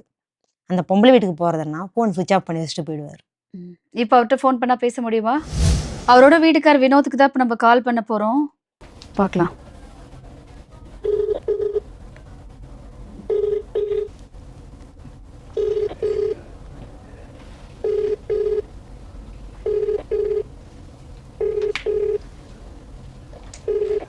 நீங்கள் அழைக்கும் நபர் உங்கள் அழைப்பை ஏற்க. ஃபோன் பண்ணோம், அவர் எடுக்கல. அதாவது ஏப்ரல் மாசத்துல இருந்து உங்க கூட இல்லைன்னு சொல்றீங்க. அதுக்கப்புறம் உங்ககிட்ட ஏதாவது சட்ட ரீதியா இல்ல வேற ஏதாவது அணுகிருக்காரா, இல்ல ஏதாவது உங்ககிட்ட பேச ட்ரை பண்ணிருக்காரா? நான் வந்து இந்த கால் உடஞ்சதுல இருந்து நான் ஜீவனாம்சம் ஒன்று போட்டேன். எனக்கு முன்னாடி அவரு 2 கேஸ் போட்டு, அதான் டைவர்ஸ் கேஸ் ஒன்று போட்டுக்கிறாரு. Divorce case கொடுத்துட்டாரா? கொடுத்து 2 வாட்டி என் கையில வந்து கிடைக்கல, அவரே கையெழுத்து போட்டு வாங்கி போயிட்டுக்கிறாரு. இப்போ லாஸ்டா ஒன்று வந்தது, ஒரு வாரம் இருக்கும்னு நினைக்கிறேன். டைவர்ஸ் நோட்டீஸ் திருவள்ளூர்ல இருந்து வந்துக்குதுமா அப்படின்னு ஒருத்தர் எடுத்துன்னு வந்து கொடுத்தாரு. எப்படி உங்களுக்கு வீட்டுக்கு தானே அனுப்பிச்சிருப்பாரு, எப்படி உங்களுக்கு என் கையில போஸ்ட் ஆஃபீஸ்லயே போயிட்டு அங்க போய் விசாரிச்சேன். விசாரிச்சு பார்த்தேன், இது போல எதனா இது 3ஆவதுன்னு வந்துக்குது, ஏற்கனவே வந்துக்குதா அப்படின்னு கேட்டதுக்கு, ஏற்கனவே வந்துச்சு, வினோத்ன்றவர் வந்து என் பேருக்கு வந்தது, நீங்க எப்படி கொடுப்பீங்கன்னு கேட்டதுக்கு, இல்ல எனக்கு புரியல, அவரு தான் டிவோர்ஸே வந்துட்டு உங்களுக்கு வந்துட்டு அனுப்பிச்சிருக்காரு, அப்புறம் ஏன் அவரே அந்த போஸ்ட் சைன் பண்ணி போகணும்? அதுதான் தெரியல. அவரே தான் வாங்கி போயிட்டுக்கிறாரு. அவங்க ஃபோன் நம்பர் வாங்கி வந்தேன். ஆனா கண்டிப்பா இது வந்து பெரிய பிரச்சனையாகும். அப்போ வந்துட்டு நீங்க அதுல ஆஜர் ஆகாம இருந்தாலும் கூட அவருக்கு சாதகமா கேஸ் முடிஞ்சிடும் அப்படின்ற மாதிரி. இப்போ வந்து இது லாஸ்டா வந்து, ஆமா அப்படியே இருக்கலாம். இப்ப லாஸ்டா வந்து இதுக்கும் போலையானா, இது வந்து திருவள்ளூர்ல இருந்து அமுச்சு விட்டுக்கிறாங்க. இவங்க வந்து இவங்க கையில கொடுத்து இவங்களாண்ட போட்டோ எடுத்துக்கின்னு பார்த்துட்டு வரணும் அப்படின்னு சொல்லி அனுப்பிச்சாங்களாம். அவர் வந்தவர் என்னை போட்டோ எடுத்தாரு. மஞ்சு அம்மா அப்படின்னு கேட்டு கையெழுத்து வாங்கினாரு. இதை கொடுத்தாருன்னு குடுத்தா போலே ஒரு ஃபோட்டோ எடுக்க சொன்னார். வாங்கிக்கின்னு போய் இதை நீங்கள் ஆஜராகலைன்னா அவருக்கு சாதகமாக முடிஞ்சிடும். அதுதான். அதுக்காக தான் உங்க வீட்டுக்காரர் அத ட்ரை பண்ணியிருக்காரு. அங்கே கையெழுத்து இருக்குதுல்ல, இப்போ இப்போ நம்ம சொல்லணும்ல, அங்கே போயிட்டு கோர்ட்டில் போய் சொல்லணும். எனக்கு தெரியாது, இது வந்து ஏற்கனவே போட்டுக்குது, எனக்கு தெரியாது. இப்ப இப்போ என்னைக்கு வர சொல்லியிருக்காங்க? அடுத்த மாதம் 24ஆம் தேதி திருவள்ளூருக்கு. இப்போ நீங்க என்ன முடிவுல இருக்கீங்க? இப்ப வினோத் கூட நீங்க வந்துட்டு அவரு சேர்ந்து வாழணும்னு நினைக்கிறீங்களா? இல்ல விவாகரத்து குடுத்துட்டு உங்க வாழ்க்கைய நீங்க பார்க்கலாம்னு நினைக்கிறீங்களா? விவகாரத்து அது கொடுத்தாலும் இப்போ நான் ஒண்டியே இருக்க முடியாது. பசங்களை வச்சுக்கின்னு நான் கஷ்டப்பட்டுக்கின்னு நான் ஒண்டியே என்னால் முடியாது. இப்போ கால் உடஞ்சதுக்கும் நம்மளுக்கு எந்த சம்பாதனையும் இல்லை. நான் அங்கேயும் இங்கேயும் எங்கேயும் நீ திருந்து வரணும், என் கூட வந்து வாழணும். என் எண்ணம் அப்படிதான். அதுக்கேற்ற இதுவோ கோர்ட்டு மூலியமா போய்க்கிறாரு. எங்களுக்கு வாழறதுக்கு தான் விருப்பம். பசங்களாம் வேணான்னு தான் சொல்கிறானுங்க. இது நான் பார்த்த வரைக்குமே பொம்பளைங்களால ஒண்டியா வாழ முடியாது. நான் வந்து படிக்கவும் இல்லை. இவரை நம்பியே தான் நாங்கள் இருந்துக்கிறோம். இவ்வளோ சம்பாதிச்சு போட்டு நான் தனியாலாம் நான் வாழ முடியாது. எனக்கு 35 வயசு தான் ஆகுது. நான் அங்கே இப்படி போகிறதோ எனக்கு அந்த யோசனைலாம் இல்லை. அவரை கூட வாழணும், நீ தெரிஞ்சு வா அப்படின்றோம். அப்புறம் ஒரு சீட்டு போட்டோம். 16 லட்ச ரூபாய் சீட்டு போட்டோம். 2 பேரும் சேர்ந்து தான் போட்டோம். அதையும் எடுத்துன்னு போயிட்டாரு. சீட்டு காசும் எடுத்துன்னு போயிட்டாரு. கேட்க போனால் அவன் என்ன மிரட்டுறான் சீட்டுக்காரன். சொல்லியே சொன்னேன். இப்போ உங்க வீட்டுக்காரர்கிட்ட நாங்க பேசுறதுக்கு தான் ட்ரை பண்ணோம். சரி, அவரு சைடுல அவர் என்ன நினைக்கிறாரு அப்படின்னு கேட்கறதுக்கு ட்ரை பண்ணோம். அவர் ஃபோனை எடுக்கல. அதனால பேச முடியல. இப்போ உங்க வீட்டுக்கார் வந்துட்டு நீ திருந்தி வந்தா நான் உன் கூட சேர்ந்து வாழ்றேன் அப்படின்னு அவர்கிட்ட நீங்க என்ன சொல்லணும்னு நினைக்கிறீங்களோ அதை பார்த்து சொல்லிடுங்க. இதுக்கு மேலே தப்பு செய்ய வேணான்றேன். வேணாம், விட்டுட்டு வந்துரு, நான் பார்த்துக்கிறோம், நான் பசங்க இருக்கிறோம். உனக்கு அம்மா தங்கச்சி எல்லாமே இங்கே இருக்குது. உன் ரேஷன் கார்டு இப்போ நம்ம முறைப்படி கல்யாணம் பண்ணிக்கிறோம். நம்ம நல்லா சந்தோஷமாக வாழ்ந்தோம். கஷ்ட காலத்தில் நாங்கள் 2 பேரும் சந்தோஷமாக தான் வாழ்ந்தோம். இதுக்கு மேலே வந்து இது ஒரு சின்ன விஷயந்தான். ஆனால் என்னால் ஏற்றுக்க முடியல. 2 பேரும் சேர்ந்து வாழலான்னு கூட சொன்னார். எப்படின்னா அந்த பொம்பளையும் வச்சுக்கின்னு உன்னையும் கூட வச்சுக்கின்னு இருக்கிறேன்னு சொன்னார். அதுக்கு ஒத்துப்பட்டு வரல. நான் அவளை விட்டுட்டு வரணும்னு தான் நான் ஆசைப்பட்டேன். எந்த பொண்ணு ஒத்துப்பா தன்னோட வாழ்க்கையை வந்துட்டு இன்னொருத்தர் கூட நாங்க ஒண்ணா இருக்கோம்? அதெல்லாம் டிவில மட்டும் தானே நடக்கும். அதுதான் என்னால் மனசு ஏற்றுக்க முடியல. இப்போ கூட ஒன்றும் இல்லை, இது பெரிய பிரச்சனையே ஆகாது. இப்போ கூட சரி நான் அந்த பொண்ணையும் ஏற்றுக்கிறேன்ப்பா, இட்டுன்னு வந்து வச்சுக்கோ அப்படின்னு சொன்னால் இப்போ முடிஞ்சு போயிடும். டைவர்ஸ் கேஸுக்கு போக தேவையில்லை, எந்த பிரச்சனைக்கும் போக தேவையில்லை. என் மேலே எந்த அவங்க அம்மா நகையை எடுத்துன்னு போயிட்டா போலையும், 3 அடுக்கு மாடி கட்டி வச்சிருந்தா போலையும், அதே வீட்டான வந்து பார்த்தா விசாரிச்சு பார்த்தாவே தெரிஞ்சிடும். எந்த விஷயம் நான் போய் சொல்கிறனோ இல்லை அவர் போய் சொல்கிறாரோ என்ன விஷயம் எதையுமே என்னால் நிரூபிக்க முடியாத இருக்குது. ஆனால் ஒரு சில விஷயங்கள் ரெக்கார்டு பண்ணி வச்சுக்கிறோம். அவர் எங்ககிட்ட சொன்ன விஷயம், வள்ளின்ற பொண்ணை கல்யாணம் பண்ணி வச்சுருக்கிறோம். அது அந்த பொம்பளை ரிசிம் லெட்ரு. அந்த பொண்ணு நான் சொல்றதுன்னா தென்னாவட்டில் பேசுறது. இப்போ எப்படி சொல்றதுன்னா நான் வந்து 2ஆம் தாரமாகவும் அந்த அம்மா ஃபர்ஸ்ட் தாரத்தோடவும் என்கிட்ட பேசலாம் விட்டுக்கிறாரு. பேசிப்பாரு அங்க இருந்துக்குன்னு தப்பான ஃபோன் கால் நைட்ல எல்லாம் வரும். என்ன எவ்வளோ மன ரீதியாக டார்ச்சர் பண்ணிக்கிறாங்க தெரியுமா? இல்லை, உங்க கஷ்டம் எல்லாமே புரியுது. நீங்க பேசும்போதே தெரியுது. வினோத் உங்ககிட்ட பேசுறதுக்கு நாங்க ட்ரை பண்ணோம். பட் நீங்க போனை எடுக்கல. இந்த நிகழ்ச்சி நீங்க பாத்தீங்கன்னா உங்க ஒய்ஃப் மஞ்சு வந்துட்டு இங்க வந்திருக்காங்க. 16 வருஷம் வாழ்க்கை. அவ்வளோ கஷ்டப்பட்டிருந்தாலும் உங்களுக்கு அவங்க சப்போர்ட்டிவா இருந்திருக்காங்க. அவங்க வேலைக்கு போயிட்டு உங்களை கஷ்டப்படுத்தக்கூடாதுன்னு சொல்லிட்டு அவங்க குடும்பத்தெல்லாம் வந்துட்டு பார்த்துருக்காங்க. உங்க 2 பசங்களை வந்துட்டு நல்லபடியா இப்ப வரைக்கும் வளர்த்து கொண்டு வந்திருக்காங்க. உங்க மேல அவ்வளோ நம்பிக்கை வச்சிருக்காங்க. எல்லாத்தையும் தாண்டி நீங்களே உங்க வாயால வந்துட்டு இன்னொரு பொண்ணு கூட தொடர்பு இருக்குன்னு சொல்லி கூட நான் நம்பல அப்படின்னு சொல்றாங்கன்னா, அப்போ அவங்க உங்க மேல எவ்வளவு நம்பிக்கை வச்சிருக்காங்க அப்படின்றத நீங்க புரிஞ்சுக்கணும். இப்பவும் அவங்க வந்துட்டு நீங்க ரொம்ப நல்லவரு, நீங்க திருந்தி வந்தா போதும், நான் அவர் கூட தான் வாழ்வேன் அப்படின்னு சொல்லிட்டு வந்திருக்காங்க. உங்களுக்காகவும் உங்களோட 2 பசங்களுக்காகவும் நீங்க தான் யோசிச்சு நல்ல முடிவு எடுக்கணும். அவர்கிட்ட பேசும்போது எல்லாமே உங்க ஒய்ஃப் வந்துட்டு வார்த்தைக்கு வார்த்தை என் வீட்டுக்கார் ரொம்ப நல்லவர், என் வீட்டுக்கார் ரொம்ப நல்லவர், அதை தான் திரும்ப திரும்ப சொல்லிட்டு இருக்காங்க.